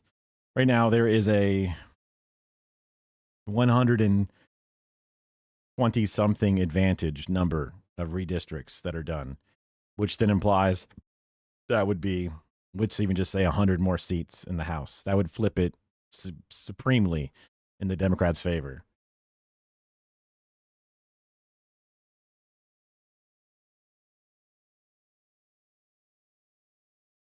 All the moderates that say we can't do things because we have these delicate seats now out of the question. I don't know. I wonder if they would become more middle if that was the case. It would be really interesting because that would just be the slow death of the Republicans overall, because they would just never have a foothold and conservatism would just die out to some degree. Because it would have to. because like the Green Party doesn't exist because they're losers. They lose. There's no point. Nobody wants to like rise up as a loser. You know what I'm saying? Of winning the House next time around if you're on the ballot. No, I'm saying if I'm out there politically active. Yeah, no, politically active. So Scott Wiener, who's the state senator for this area, who has talked about Wait, no, I'm thinking of Anthony Weiner. running Sorry. for your seat many times, has deferred to you many times, recently got into the race. Yeah. Did he give you a heads up? Was that with your blessing? He gave me a heads up, but I think he's more concerned about other people getting in. And why don't you talk to him about his thing? No, I thought, you know what my message is to all of them? Yeah. Fight for Proposition 50, and then make your plans about what comes next. And that's my message to all of them. So some have participated, some not at all. We haven't even seen them. I have said I won't do anything until after Proposition 50. So tomorrow night will be very fraught with meaning for all of us. So obviously, one of the big things about Proposition 50 is for control of the House, and we're seeing right now what a Republican House looks like. We're seeing the shutdown. You've been in there, you've negotiated, you've found off-ramps for men who have strong egos. So what's the off-ramp for this shutdown? What's a deal that allows President Trump to save face, that allows Democrats to get what they want, and gets, most importantly, the government back open? Well, I would say that the off-ramp has to be meeting the needs of the American people rather than the face of what's his name. Now, you said something about the Republicans in the House of Representatives. They have abolished the House of Representatives. They don't even want to take a vote on anything. It's very strange. They fear Trump. They're puppets of Trump. And Trump doesn't mind shining the light on the strings. He makes them look terrible. Public sentiment will open up Congress, not saving face for the, what's his name? What's like one word you'd use to describe Mike Johnson's leadership? Puppeteer. Oh, puppet. Puppet. Yeah, puppet. It's sad. He's probably a very decent person. Do you talk to him at all? Does he ever? Not lately. He doesn't talk to. We aren't even there. It's not a question of talking to him. There's nothing there. There's no there. Understand this. The only person that he takes any advice from is insistence, demands from the President of the United States. I mean, as somebody who reveres the House of Representatives itself, I mean, more than just about anybody. He's such a weird guy. How does it make you feel to see what's happening in the House right now? Our founders did not want to have, again, how can I say this? It'll sound like I'm awful about Trump because he's just a vile creature. The worst. That's what they put as the quote. Thing on the face of the earth. But anyway. You think he's the worst thing on the face of the earth? I do. Yeah, I do. Because he's the President of the United States and he does not honor the Constitution of the United States. In fact, he's turned the Supreme Court into a rogue court. He's abolished the House of Representatives. He's chilled the press. He's scared people. Chilled. Yeah.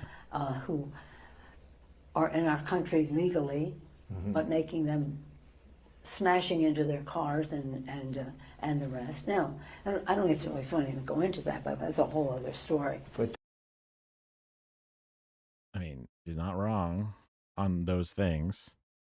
She stands in the way of all things that we're supposed to prevent and then are meant to fight back against that.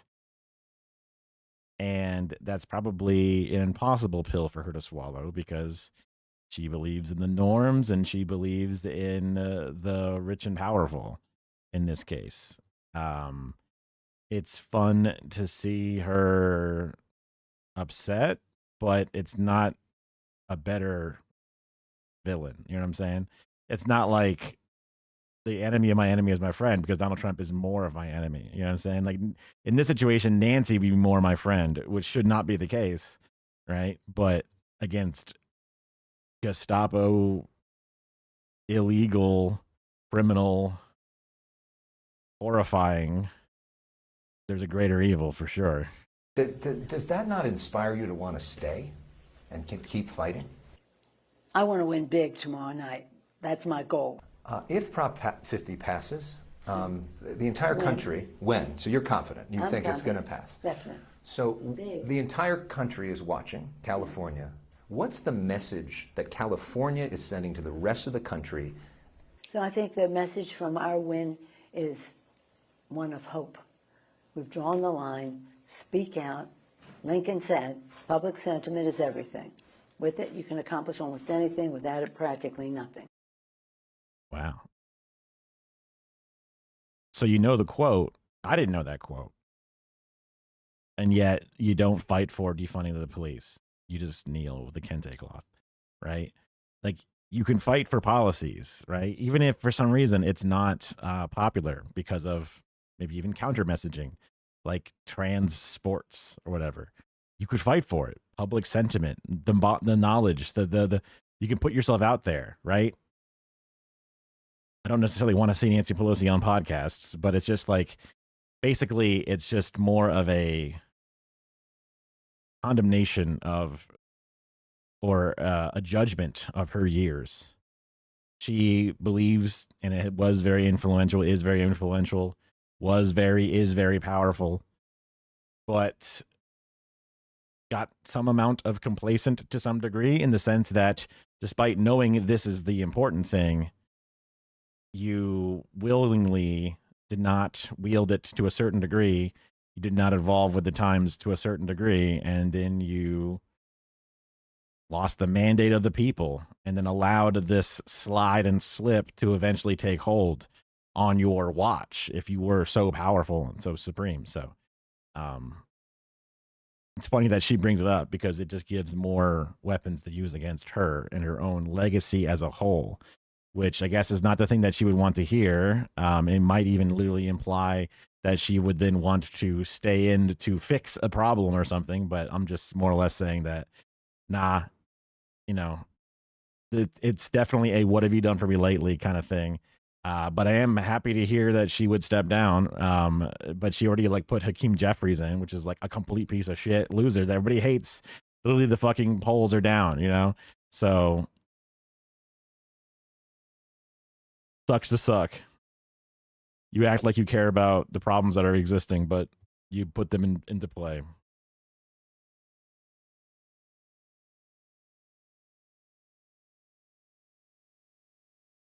The part of me that wants to be as charitable as possible is always fucking fighting against it and kicking out.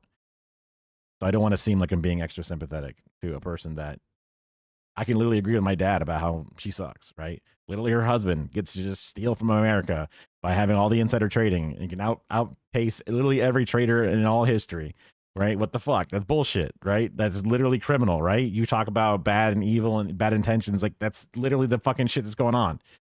What the fuck? So,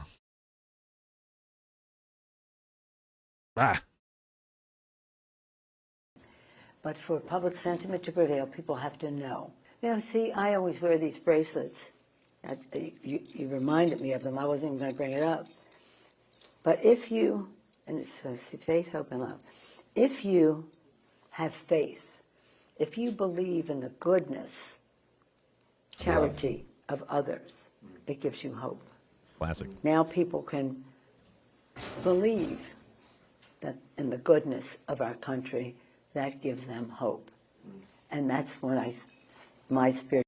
That just sounds like complete nonsense to me. I don't really, that's baseless, pointless, useless. Sure, lady. Yeah.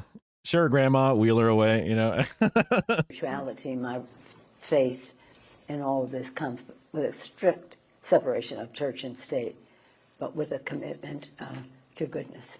Do you have a reaction to this new Jonathan Karl book about what President Obama said to you after Kamala Harris got the nomination?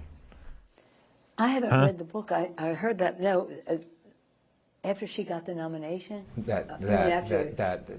According to the reporting, that President Obama called you and was frustrated that you endorsed her quickly, and that he wanted their.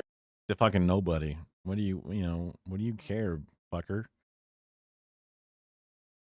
That way. It wasn't quite that way. It wasn't quite that way. The President of the United States endorsed her. Mm-hmm. I had always thought that she would be stronger if she won a process. Not that it would take her place, but if she emerged from that, which she probably would, since she had the endorsement of the President of the United States, and that was, I think, the perspective that President Obama was. But once the president, and it happened, he endorsed her. That was it. Now, it's funny that he said that because on the other side of it, her supporters said, I was one of the last people to endorse her, which wasn't even true. But I think I got from both sides. No win. Yeah. That's normal. That's politics. But the president, President Obama is, he's our hero. There's nothing to compare him to, so his view is very important. And I do think we would have been better off if we had a process. But there wasn't probably enough time if the president was going to make an endorsement. Lastly, I mean, clearly you're in a reflective mood right now. And just when we think about the most important leadership lesson from you, not even just for politics, but just in terms of everybody in their everyday life, what do you think is the most important lessons we can learn from your story? Well, I always say to the members, and they tell me back that it was the most useful, is be yourself. Know the power of you. In the history of the world, there's been no one like you. And your authenticity and your just the power of you, the certain person you are, is really what is something that the country needs and society needs, and if you don't even go into political arena. I also say to people, this morning we were laughing about this, treat everyone. She sounds so old. It's crazy. As your friend. But know who your friends are.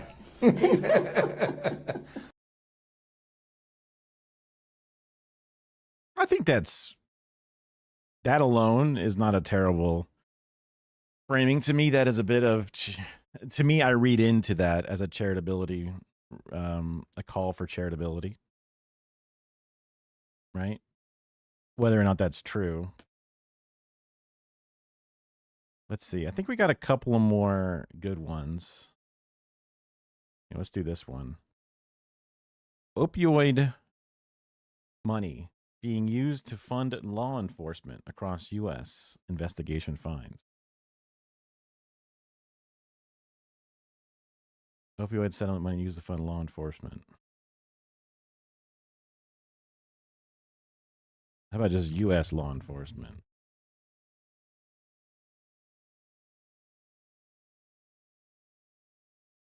Save some room on that title. Over the past 2 decades, state and local governments have been able to secure more than $50 billion in settlement money related to the opioid epidemic in the U.S. But that money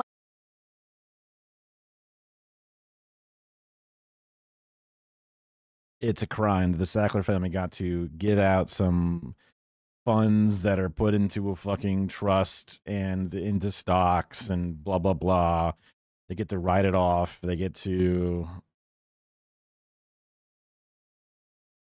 claim no wrongdoing, slap on the wrist compared to the literally poisoning the entire world with this type of drug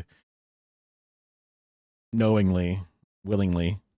Not even just like, oh man, we just didn't see it coming. It's like, no, we saw it coming and we wanted to make money off of it. It's crazy how much evidence there was of them knowing precog about it and then trying to downplay it. Anyway, but now the money that gets made then goes to fund police. Is it because police happen to use it more often specifically? I'm just confused what this means. Because to me, this is a police keep stealing money from everybody, even the money that they're supposed to get from the evil, opioid epidemic problem. The police are somehow still getting in the way and intercepting that money. money might not be going where you'd expect. Many of those settlements with major drug companies outline how the money should be used, but a new KFF Health News investigation finds that in 2024, more than $61 million was used to fund law enforcement. The CDC says more than 500,000 people died from an overdose involving opioids between 1999 and 2022. Earlier this year, all 50 states approved a 7.4. One of the people that grew up in my neighborhood died of opioid overdose. fellow, went to school, graduated the same year and everything. $4 billion settlement with Purdue Pharma, the maker of OxyContin, over the company's marketing of opioids. For more, let's bring in the author of that article, Aneri Patani. She's a senior correspondent for KFF Health News. Thank you so much for being here. So as we mentioned, there are suggested outlines as to how state and local governments should use the money from these opioid settlements. What are some of those suggested uses, and how much money is actually going toward that? So the uses are pretty broad in the settlement. They define addiction pretty broadly and try to put different buckets of ways that the money can be spent. So things that would prevent an addiction from developing in the first place, money going towards treatment, making treatment more accessible or helping people pay for treatment, things that would help in long-term recovery like housing or...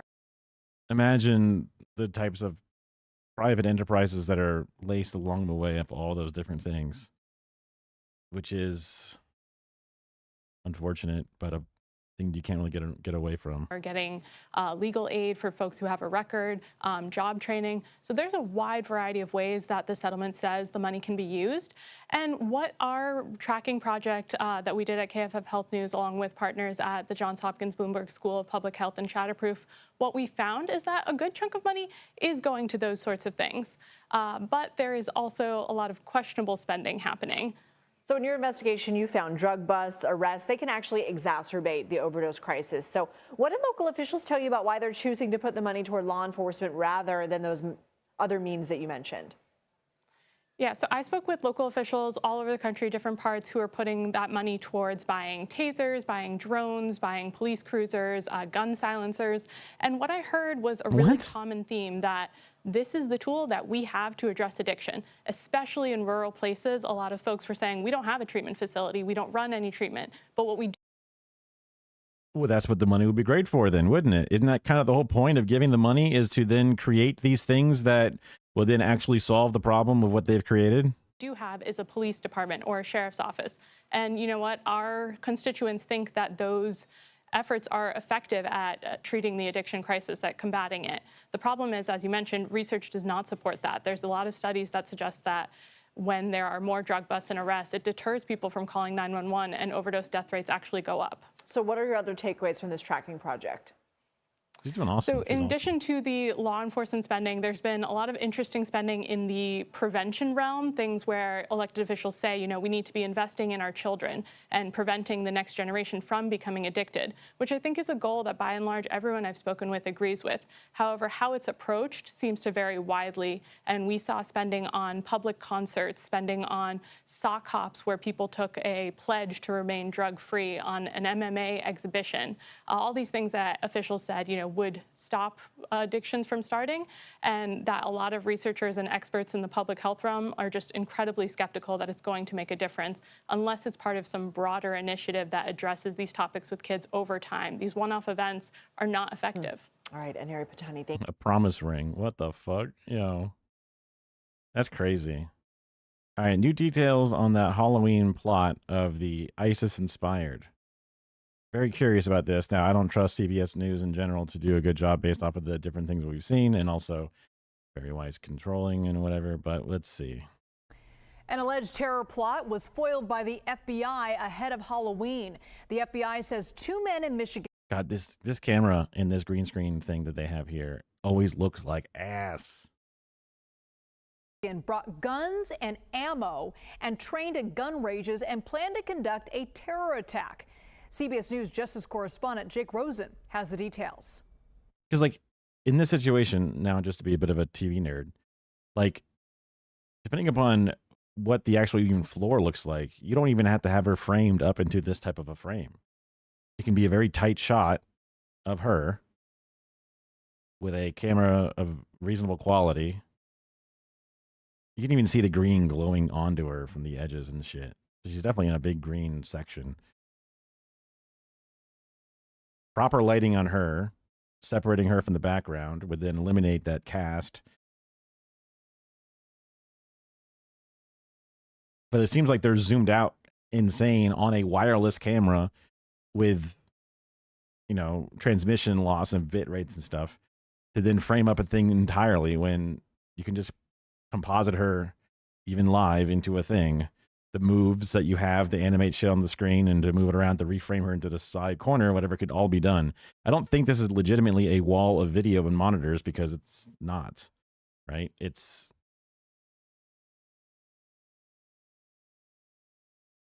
is the cropping of the video here. And then this is just some fake CGI bullshit. Attack. CBS News Justice correspondent Jake Rosen has the details.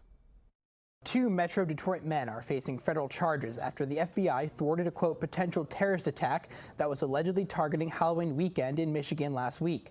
There are a total of 5 people referenced or mentioned in the criminal complaint filed over the weekend in the U.S. District Court for the Eastern District of Michigan, and of the 5, 2 are named in the criminal complaint, Mohammed Ali and Majid Mahmoud. Another unnamed person is described as a juvenile, and 2 others not named are described as co-conspirators. The 2 men had acquired high-powered weapons and practiced at gun. Also learned that co-conspirators, non-indicted co-conspirators, could literally just be people that they talk to. It could be their parents. It could be a person that drives them to school. It could be all kinds of things. So whatever. I'm assuming that these are going to be the story. The story as old as time in this type of stuff is neurodivergent kids of an Arab descent that they honeypot into agreeing to do a thing that they would never be able to capable of doing in the first place, but then catching them and saying, look, we caught terrorists, right? So that's because of that false narrative that they presented commonly and consistently. And this appears to be the similar thing, is why I am skeptical to begin with, because they have a history of not being positive actors in this, which, you know, I'm not just saying I'm shitting on them for the sake of shitting on them, it's shitting on them because of the history of the background that they've done. And this is all following along those lines. Ranges and were scouting LGBTQ plus bars in suburban Detroit for a possible attack, authorities said Monday in the filing of terrorism-related charges against the pair. The FBI affidavit at the center of the charges said the 2 men and their co-conspirators were inspired by the Islamic State group's extremism, according to a 72-page criminal complaint unsealed in federal court. Investigators say a minor, only identified as person 1, was also deeply involved in the planning discussions. Mahmoud had recently bought more than 1,600 rounds of ammunition that could be bought for and used for an AR-15 style rifle, and both practiced at gun ranges, the government alleged. A search of their homes resulted in finding tactical vests, backpacks, AR-15 style rifles, shotguns, ammunition, and loaded handguns, as well as GoPro cameras, the FBI said. Theoretically, all those things are independently legal in America, whatever, but this is also the FBI's framing and whatever it is, but it's also not impossible to have actually solved the thing and caught a thing. There is a bit of a panopticon more than ever before with information that's out there. So I guess it depends upon if it was them in a chat room that they are sort of doing the egging on, or if it was just a thing that they just happen to have information on and there's no agents independently involved, right? That would help understand that it was less of a setting it up thing. Because also America's a deeply hurt country with lots of problems that could lead to shit like this happening spontaneously without fucking direct intervention. So I'm not trying to pretend that that also is impossible. The FBI also added that the men repeatedly referred to, quote, pumpkins in their conversations, a reference they say is to the Halloween attack. Before making arrests Friday, FBI agents had surveilled these men for weeks, even using a camera on a pole outside a Dearborn, Michigan house, according to a court filing. The FBI, the filing said, also tailed Case in point, Panopticon. The men to local gun ranges and secret meetings in Dearborn, Michigan parks. Attorney General Pam Bondi said that the law enforcement involved in this takedown are, quote, heroes who prevented a terror attack. The 2 men were charged with receiving and transferring guns and ammunition for terrorism. They made brief appearances in federal court Monday and will remain in custody at least until a November 10th detention hearing. Back to you. How many times are white supremacist killers on their radar and then never get looked into? And then all of a sudden, 2 Islamic background individuals, they're all over it. Cameras, neighborhood ring cameras, tailing agents, all logs. Again, and these could be, you know, piece of shit assholes ultimately failed by a lot, because they were so young. It ultimately failed by many things, but also, willing and setting up to do something terrible, even if coached into it or whatever. I expect more out of my agencies. Catching this and stopping it is good. And if it was not actually a bit more of an orchestration, that's good to catch it. I just would expect to see more of it is all. Especially considering the amount of direct funding and shit that they get. Before I get to that one real fast, couple of things. These are good for later. I do want to finish up my shit and actually get my thing filmed and maybe even edited before I go to that watch party today. So I might end it a little early. There's stuff from Nigeria that I wanted to cover too, but some few longer videos. Oh, this is kind of fun. This is under my weird category. I gotta find a better way to mix up all these tabs and stuff. I think there's a couple of lurkers, whatever it is. So I love when people chat, but also I want to be able to provide and also keep myself practiced at doing these things. We were talking about the Atlas 3i Atlas thing from before, and then they said in a couple of weeks we'll know, and this is I guess a little bit later. And there's apparently signs of non-gravitational acceleration. Whoa. And finally tonight in the future of everything, I don't know about you, but I spent the weekend refreshing for...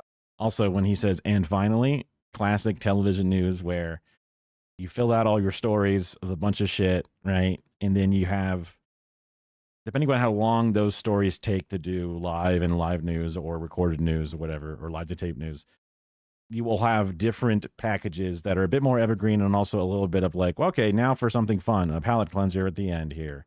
Something to just throw in here to keep your attention for the last little bit because we kind of ran out of meat, and this is a little bit of sugar.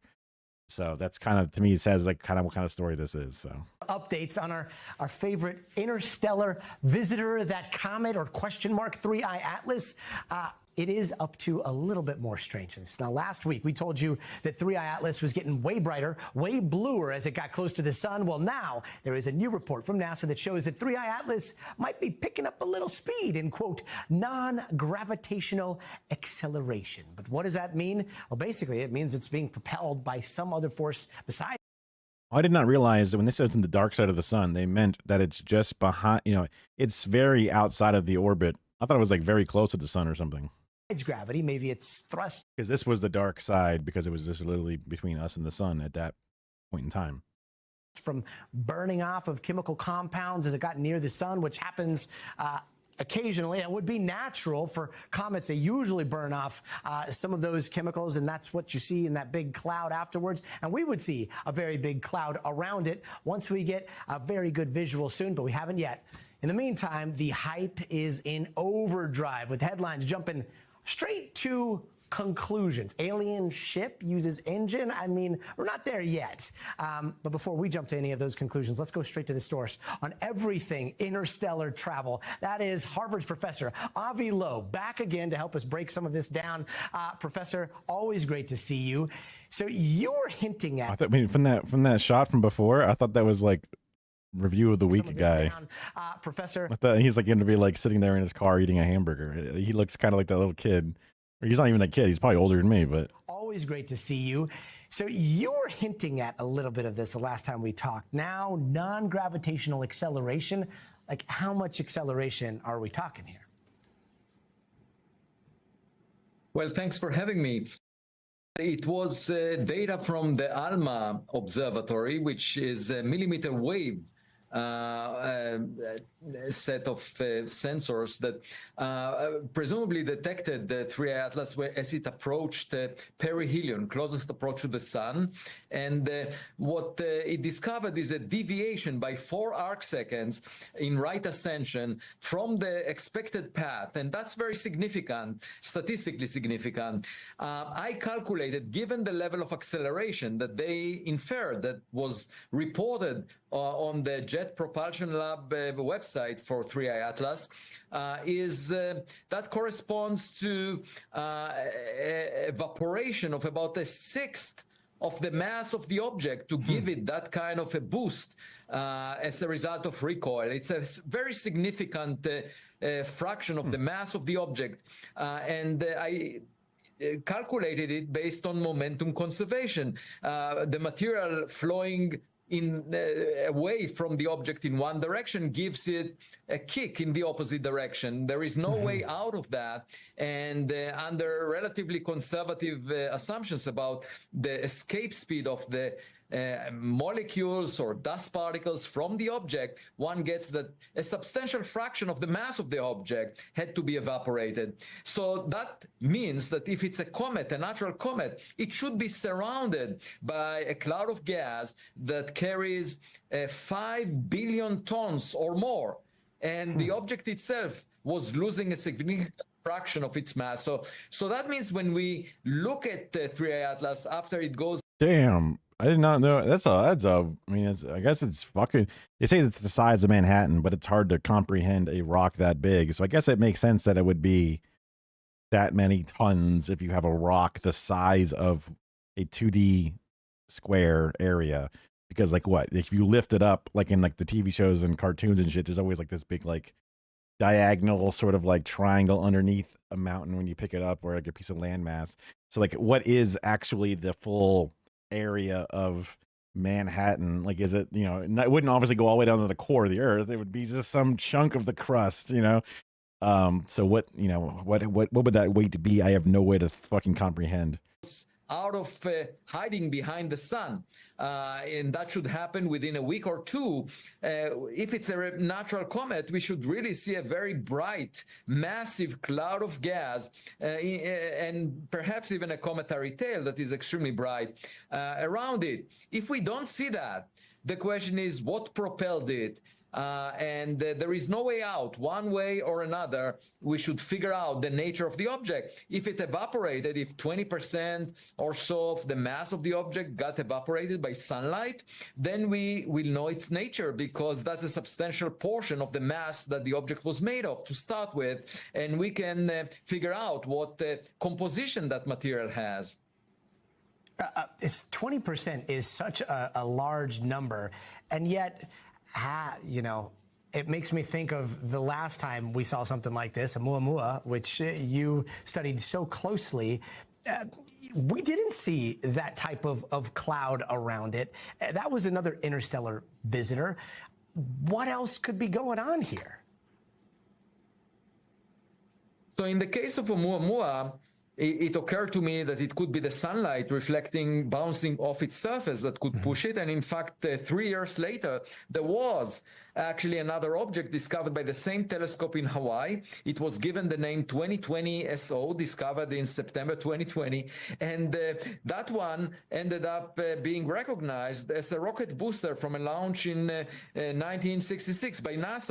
That's crazy. Oh my God, our trash. Because we were able to infer the composition of the surface of this object, which was stainless steel, using an infrared spectrograph. So it was clear that one was artificial. It was pushed by reflecting sunlight because it was hollow. And so that led me to suggest that maybe Oumuamua was also artificial.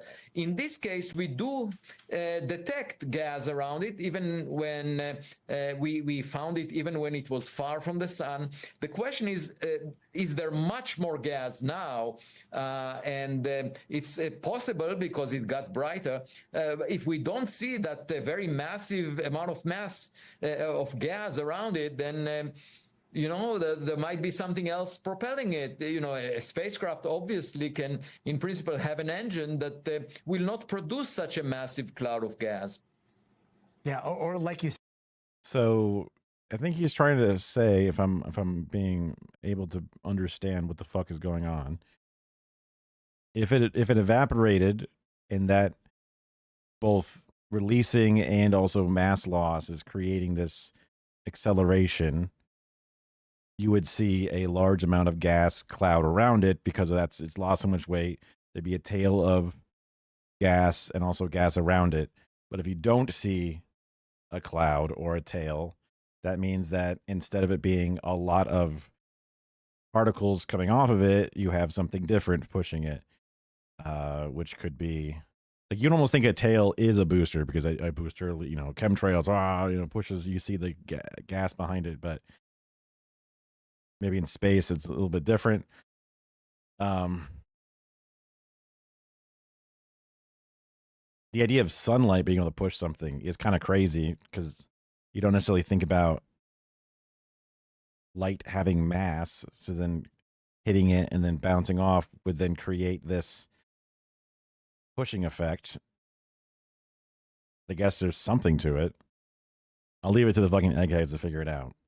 But some gross looking turd of an ice cube flying through. It doesn't really seem like much to me, brother. I mean, even a large stainless steel or stainless nickel, shape that is being pushed by this. All of it is wild. And yet the most frustrating part, when are we going to see images? What's the latest with your quest to try to get some of the images released that NASA already has that may not be public because of the government shutdown? And when are we going to see land-based, I forgot about that element. Earth-based observations? Because I know that's right around the corner, right?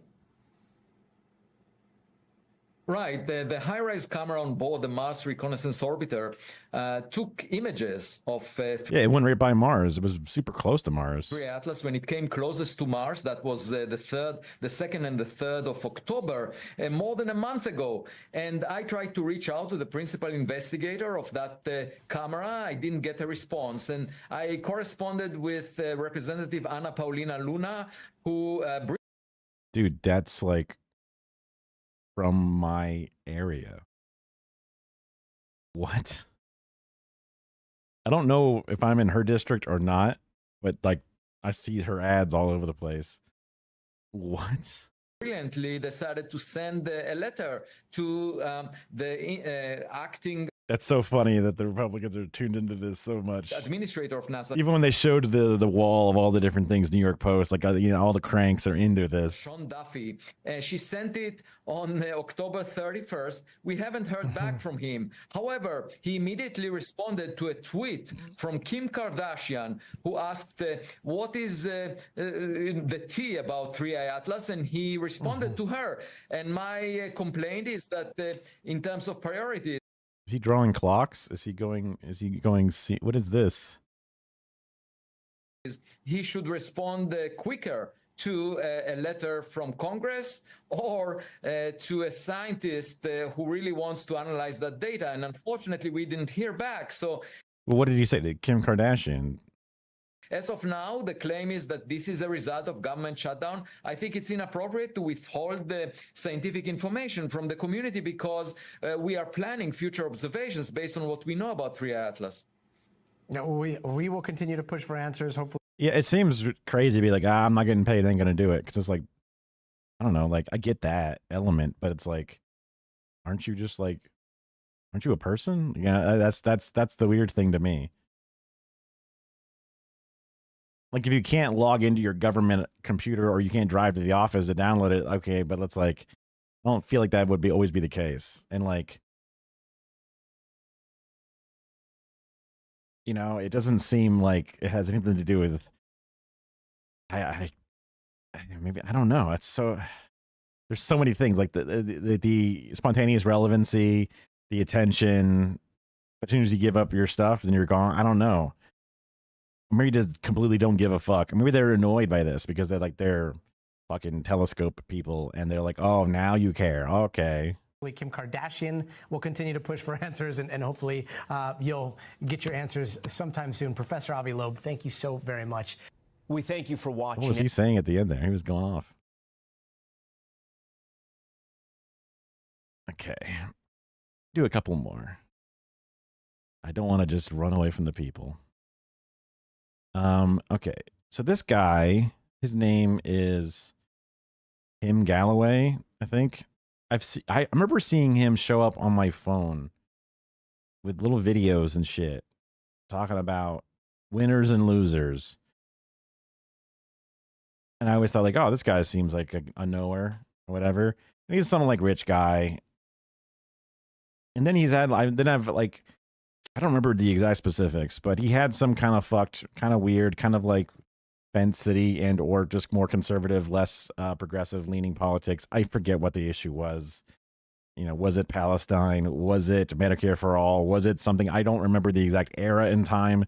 I remember him sort of just being kind of like meh and a bit old school and whatever. But my generation has debt. Galloway addresses the male loneliness crisis. What an interesting way to look at that. Framing, at least from the headline, debt, male loneliness, the correlation. I'm like, what? There is a crisis facing boys and young men in this country. And my next guest, author and podcaster Scott Galloway, says it affects everything from their ability to form friendships, go out on dates, find jobs, find purpose in their lives. Scott's the host of the Prof G Pod and co-host of the Pivot and Raging Moderates podcast. He's a best-selling author, and his latest book is Raging Moderates. There you go. Killer example of what I mean. Notes on Being a Man. He's like, wait a minute. These fuckers are going to are they going to read a book? Let's be real, dude.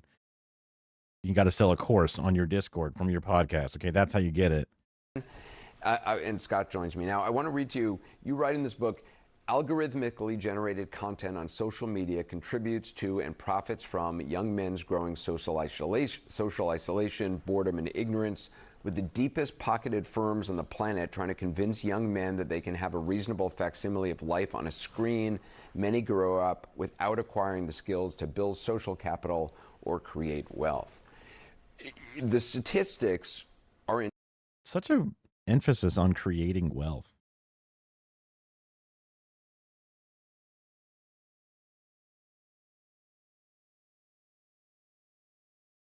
I guess I'm trying to think. I don't know that. I mean, like, being rich and being like comfortable and being safe, being successful in the sense that like I have the average or maybe even slightly above average, but just like I have earned what hard workers get kind of thing. Wanting to be super rich was always, a dream or an interest, but never like the actual goal. The expectation and overall plan was to be very comfortable, never to be stressed or on the edge, right? And in ways of having my regular job, I was like, okay, I feel like I've achieved this. And, things could always be more comfortable, whatever, but it's like, there's even that graph that exists. Happiness, or I guess like the minimization of unhappiness, is very high as soon as you start earning money. And then it sort of slows down and eventually hits a big plateau once you've made a certain amount of money, and that amount of money changes depending on, inflations and stuff. But like when a household hits around $100,000-ish, give or take, I forget the exact specifics and how old the study was versus whatever. But that's where like, oh, look, you are set up enough, and making more doesn't really get you that much different. It's always good. It's always better, but it's like you're no longer unlocking like, oh, look, unlocking home security. You're unlocking food security. Like those are big changes. But once you've done that, then it's just unlocking a higher definition television or whatever, right? Like it's always like, what's this? insane. Like 45% of men 18 to 25 have never approached a woman in person. Never asked a woman out in person, and what they're up against. Think about what a interesting thing to focus on as your starting point. And also like the importance you're putting on that is kind of it. You could largely describe America right now as a giant bet on AI. 10 companies have driven all the growth in GDP, are responsible for 77% of the earnings growth. Our economy literally rests on 10 companies now, often. And now we're talking about AI bubble, huh? Referred to as the Magnificent 10. Do you mean if the AI bubble bursts, then the men will have nothing because they don't have their screens? And they do several things, but quite frankly, they're in the business of enragement, polarization, and then sequestering young people from all other activities. And that's only getting worse given where AI is going. I mean, with like agents and chatbots who are sexily clad anime type. Anderson.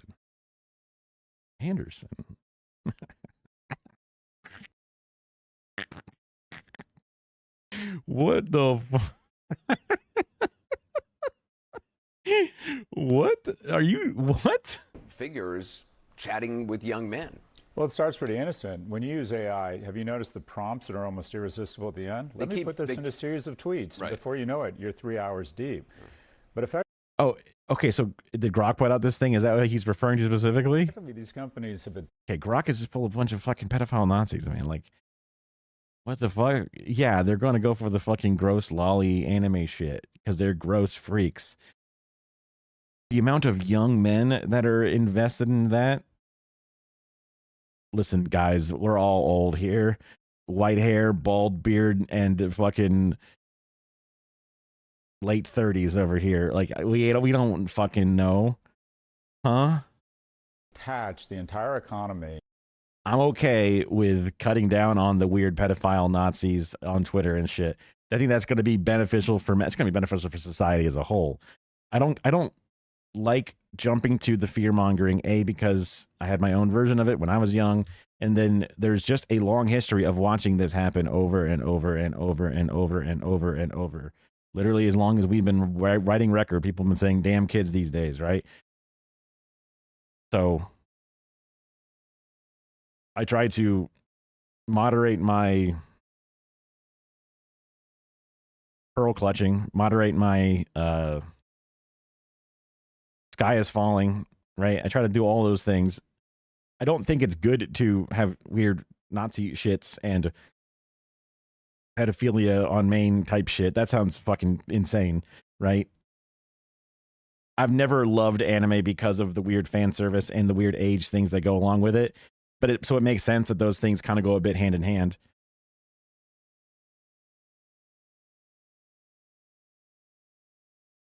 Just thinking about how I worry, I work with what I've just said about what I don't want to do, but then also what I see a problem with, and then wanting to make a difference in there, and how those two things can coalesce together. Let's see.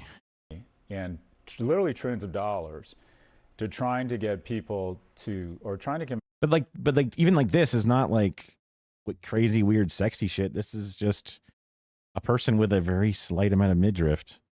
What the fuck? What are you worried about? Like, you can relax a bit, man. It's young people, specifically young men, who are more susceptible because, quite frankly, also, why is their hair blowing when she's in a bus? Their prefrontal cortices isn't as developed.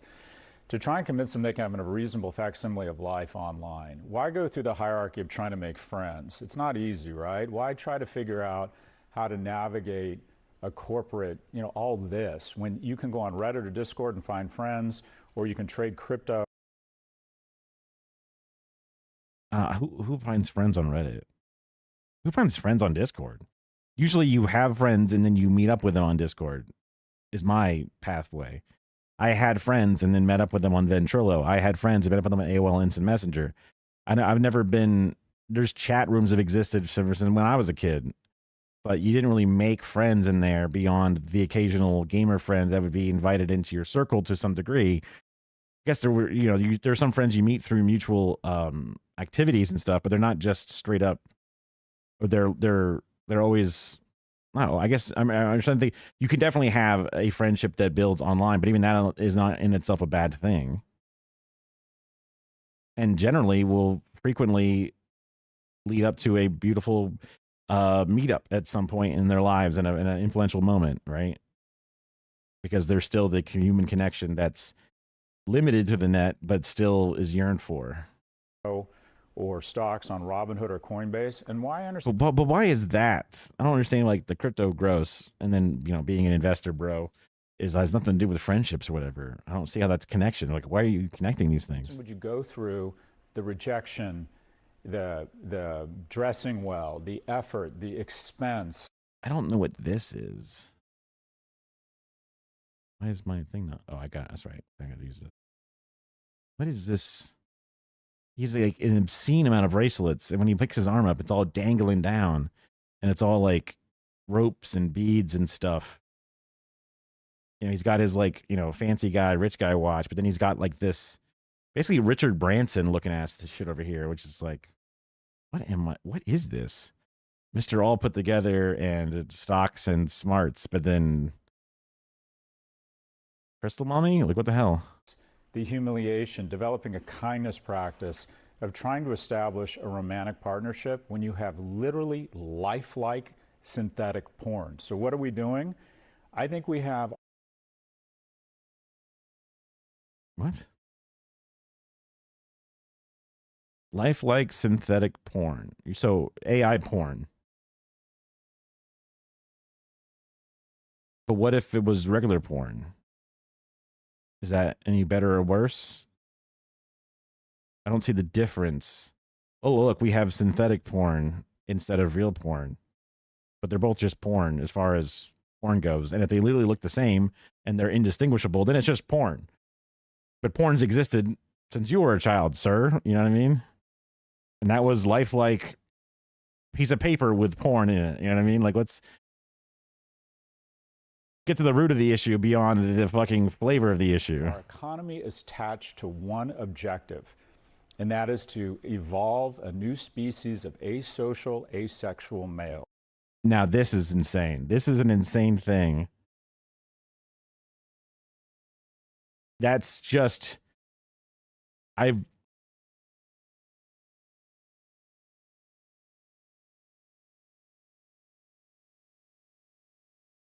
He's mad at the AI bubble. He's mad at the sadness and loneliness that we have built out of America's, suburban sprawl and lack of interconnection and desperation.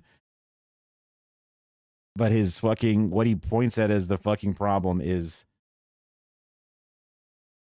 they are trying to make asexual, antisocial males. Like, that's not their... What? Unintentionally, we have an economic interest right now, I would argue, in planning our own extinction. So what do you do? I mean, because this juggernaut is not about to slow down anytime soon, the AI juggernaut. I think there's a variety of things you can do, starting very young. I think you need to redshirt boys. You have boys. What? I have two boys. It's terrifying when you look at these stats. I think a couple things. Education. We need to redshirt young boys. They're just... What does that mean? Red shirt. You mean what? You mean hold them back a year?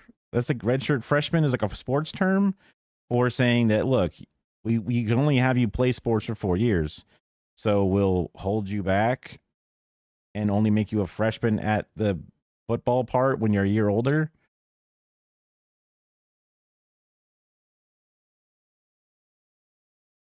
Less mature. And you're going to see as you get older, my 15-year-old has a party. The boys are dopes. Some of the 15-year-old girls could be the junior senator from Pennsylvania. I see that in 4-year-olds. So red shirts start kids in kindergarten at 6. Get more men involved in K through 12, where 70 to 80% are women who are naturally going to champion people who remind them of themselves. What? You're saying that teachers are women and therefore they're supporting women more than themselves? More than men? You're saying the teachers are the problem? What Discord groups is he in? What synthetic porn is he jerking off to? What the fuck are you talking about? Boys need more male role models. Immediately have a social zeitgeist where the moment a boy comes off the tracks, which is typically when he loses a male role model, at that point, he is more likely to be incarcerated than graduate from college. Whereas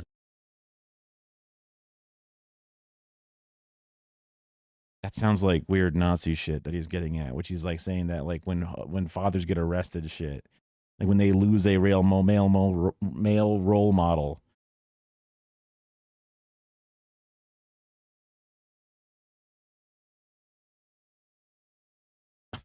They're more likely to be jailed than get into college. girls in single-parent homes have the same outcomes. It ends up that boys, while being physically stronger, are emotionally and neurologically much weaker. And yet also, I mean, at age 3 and That's patriarchy at play there in a lot of ways, which I guess you're not willing to look at, but okay. 4, I see it already, girls have the vocabulary or at least the desire to talk about what they did in school, whereas boys, it's like pulling out teeth. Okay, you're looking at anecdotal situations of the couple of people you know, or a couple of children that you interact with, and also presentation, monkey see, monkey do.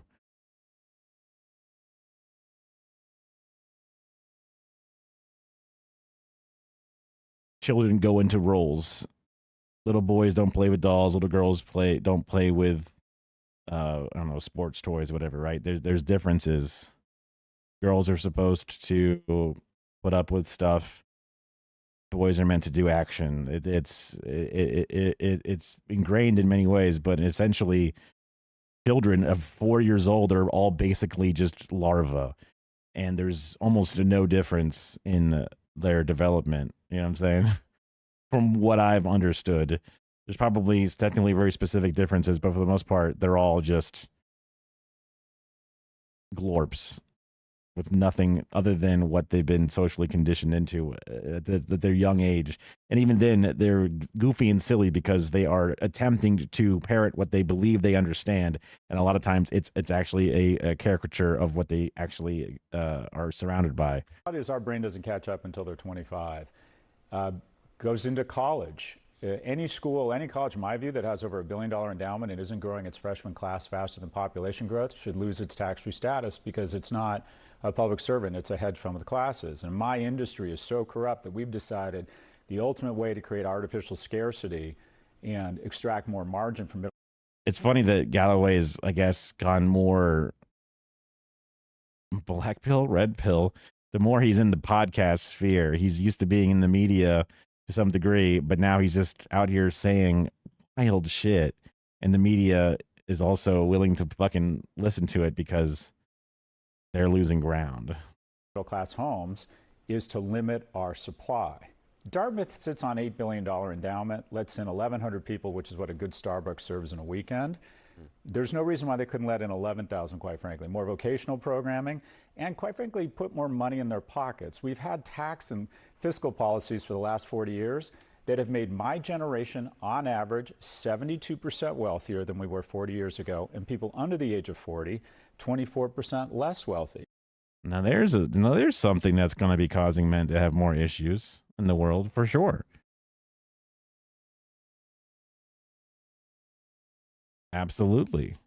Also focusing on Dartmouth of all things, like, are you worried about like the upper class men specifically? Because there's men all around. Education should be free and available for all, which then improves a lot of things, including crime rates, just because people have futures, people have wants and desires, people have understanding of things better than when there's to be problems. And I don't necessarily love the framing that he has. Let's see if he gets there in the end. So what do you have? 60% of 30-year-olds used to have one child in the house 40 years ago. Now it's 27%. So we have they're up against technology, trying to separate them from their friends, make them less mammalia. We have fiscal policies, quite frankly, making them less wealthy. And then we have social media reminding them 210 times a day that they're failing. And what do you know? They wake up at 30, they're more obese, anxious, and depressed. Anxious and depression, more aware of it than before. So you're always going to have an increase just because what you used to just ignore, now you actually will diagnose. But there's also declining conditions that will also increase those things, right? Obesity is about health. It's about walkability. It's about, lots of different things, deregulation of our food versus other areas. So problems, of course, I don't even think that he is implying that these problems don't have a multifaceted issue and solution, a cause and solution side of them, but make this a weird silver bullet specifically. And if we don't, my generation has a debt. We recognize America from 1955 to 2000 has a debt. That's different than my generation has debt. That's different. Garnered Okay. a third of the world's growth with 5% of the population. And then within that 5%, 30% of us who were born white heterosexual males got the majority of that prosperity. So there's a natural gag reflex when I start talking and advocating for young men. But the reality is, my advantage, my privilege, they should not have to pay the price for it.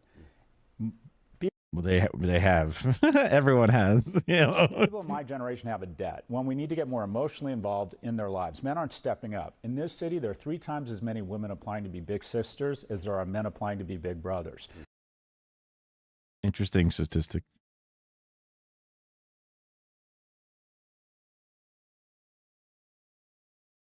Interesting overall. And then we have figured out, when I say we, my generation, how to vote ourselves more money. And we keep extracting more and more capital from young people to old. The prices of housing have gone absolutely crazy.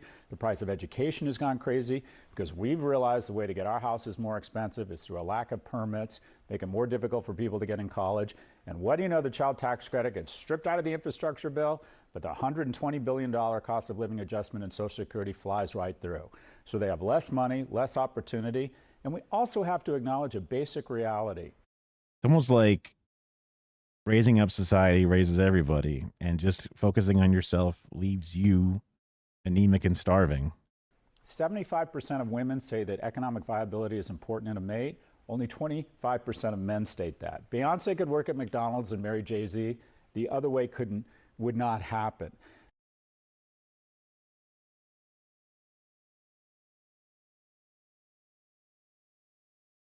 Okay, Mr. Realizing my privilege kind of shit. Economic stability, seen from the female perspective, comes from a portion of, long-term misogyny and the patriarchy, being men are supposed to make more than women. Women literally earn less naturally in the fucking workplace, even for the same work. So a man that is financially stable also shows that they have, they're less prone to violence. They're less unhinged. They can keep to a schedule. There's lots of things that are enjoyable to see about a person's ability to maintain employment in a healthy way. Men don't see women in that way on the whole. They don't see them as earners. They don't care about that. They care about other things instead because of the patriarchy. Men would be more behooved to appreciate a Jay-Z type of woman, right?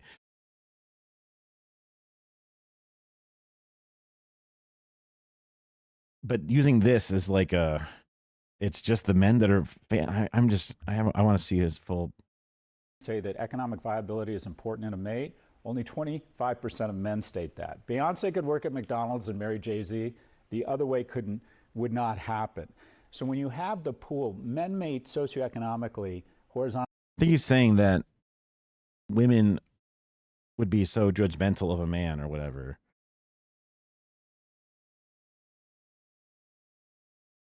But men are so ignominious, so polite and good.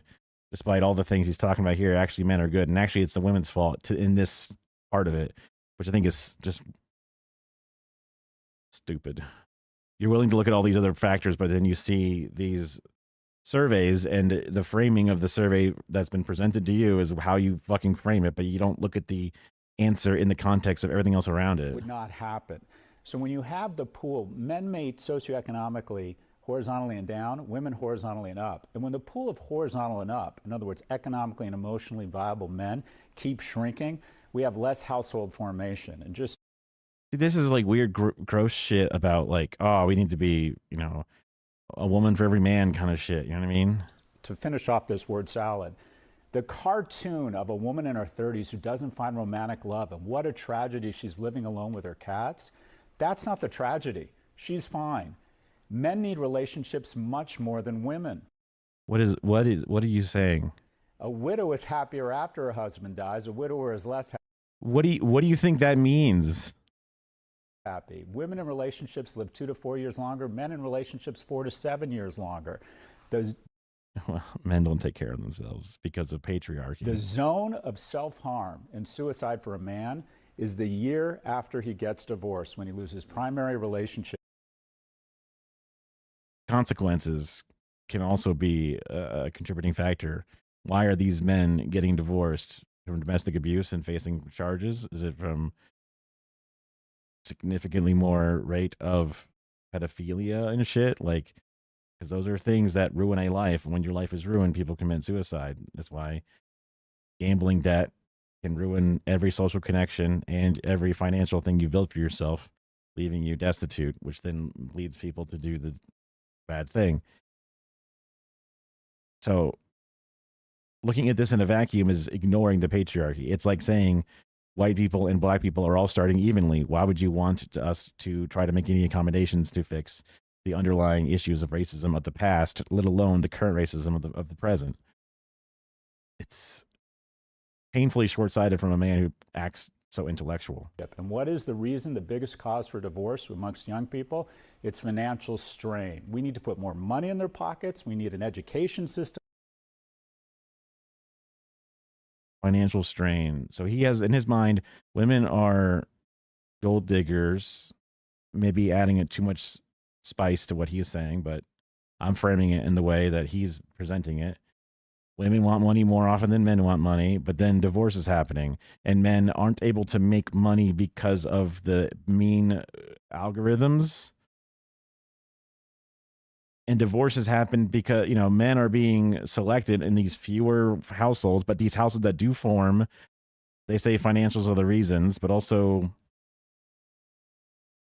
you're also looking at the top reason in a survey of reasons and even what type of survey and how well it was collected. And then also the propensity of people to tell the 100% truth in a survey is also questionable. And then you're building, you know, you're having conclusions on top of faulty and shaky ground, and if they're shaky ground after shaky ground, and the conclusions are just like 5 layers deep on 15 different wobbly goddamn towers, and it's just like you are so off base. That restores sort of bias or fixes the bias for women, and we basically need to level up all young people, which will disproportionately help young men. Do you see anyone in the political sphere? I mean, we had Wes Moore on, Governor of Maryland. He has talked about this publicly. He just tried to focus on young men, but you don't hear this conversation very often. I'll tell you, Anderson, the conversation has become so much more productive. 5 years ago when I started,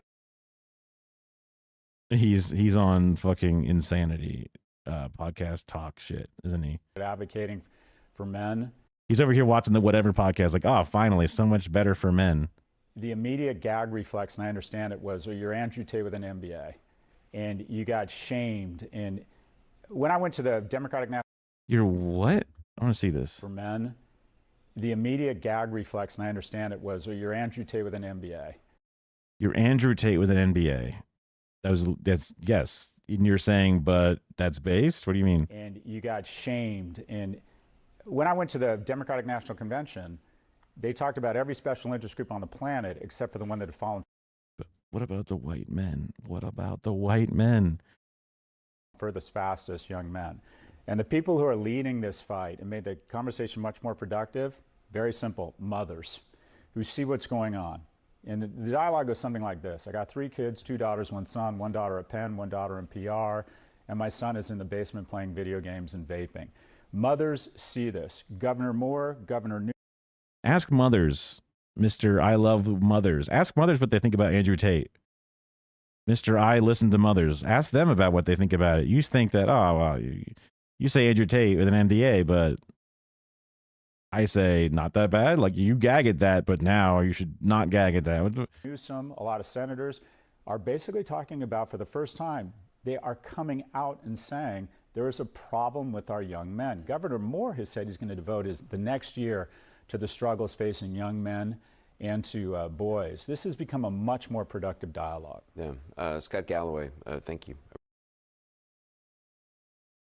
I'm not out here to specifically not help young men. Also, him saying that all the special interest groups, all these different people, but they did not talk about young men. Well, all those interest groups also have men in them. You know, when you're talking about people of Muslim backgrounds and, you know, people of color, they also have men in those peoples, right? You just don't want to say white young men because it makes you feel a little icky, but you just don't want to advocate for that specifically. and also policies that are good, like housing affordability and Medicare for all, help young men significantly. Give them safety nets that they don't currently have, which builds to their anxieties. And also, the white privilege element makes them feel shamed because they see that they are supposed to have a leg up in things, and then when nothing is working for anybody, they feel extra bad, right? That's a layer that it specifically impacts this one group differently than others, and it has less direct negatives. It has less direct risks to their lives, but it does have its own specific difference and its own specific impacts. And you could solve that along with many other things. Also, them having more equitable and even society around them, happier people around them, makes them happier, makes them willing to have friends. So many other things. Like, I'm not saying that you should ignore these problems and not try to deal with them, but by seemingly poo-pooing the other solutions and saying we need to work on this thing now, make this the priority, feels very weird, I guess.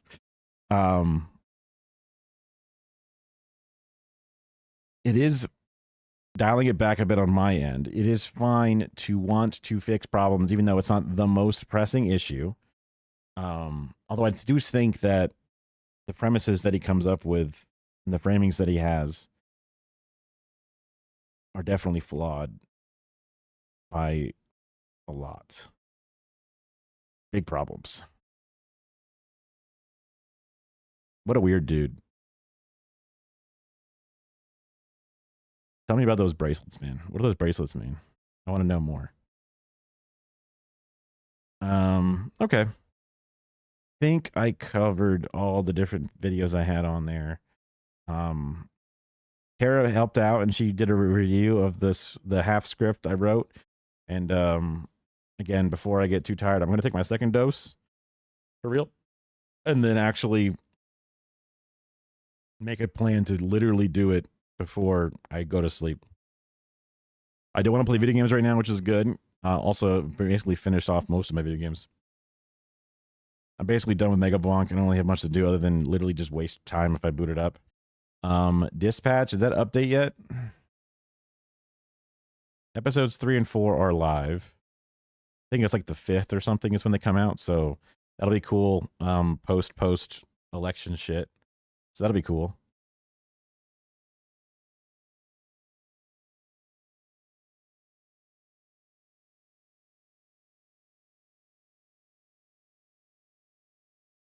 All right.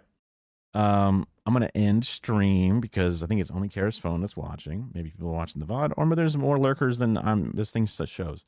I appreciate you. I do my best to keep talking, keep things interesting, even if nobody else is chatting.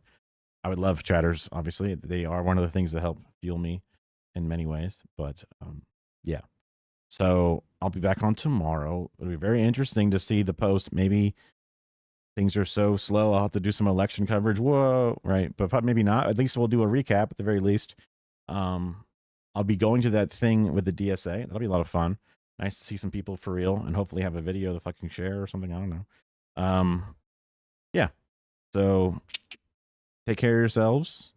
Get something done, right? Keep moving forward. Be honest with yourself.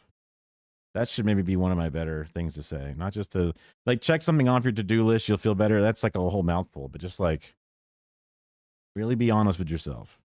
One of those things that I keep coming back to. I keep thinking that I've fucking done it well enough. And I let it slide more than I should. And then I'm like, even when I'm like, Kara, I really wanted you to help me. I really need you to help me. You know, it always comes down to that, like, be honest with yourself. You know that you have not been doing enough on your own as well. And it's like, damn it. That sucks. That, you know, I've wasted the time that I've wasted and other things. So be honest with yourself. All right. Bye-byes. See y'all's laters.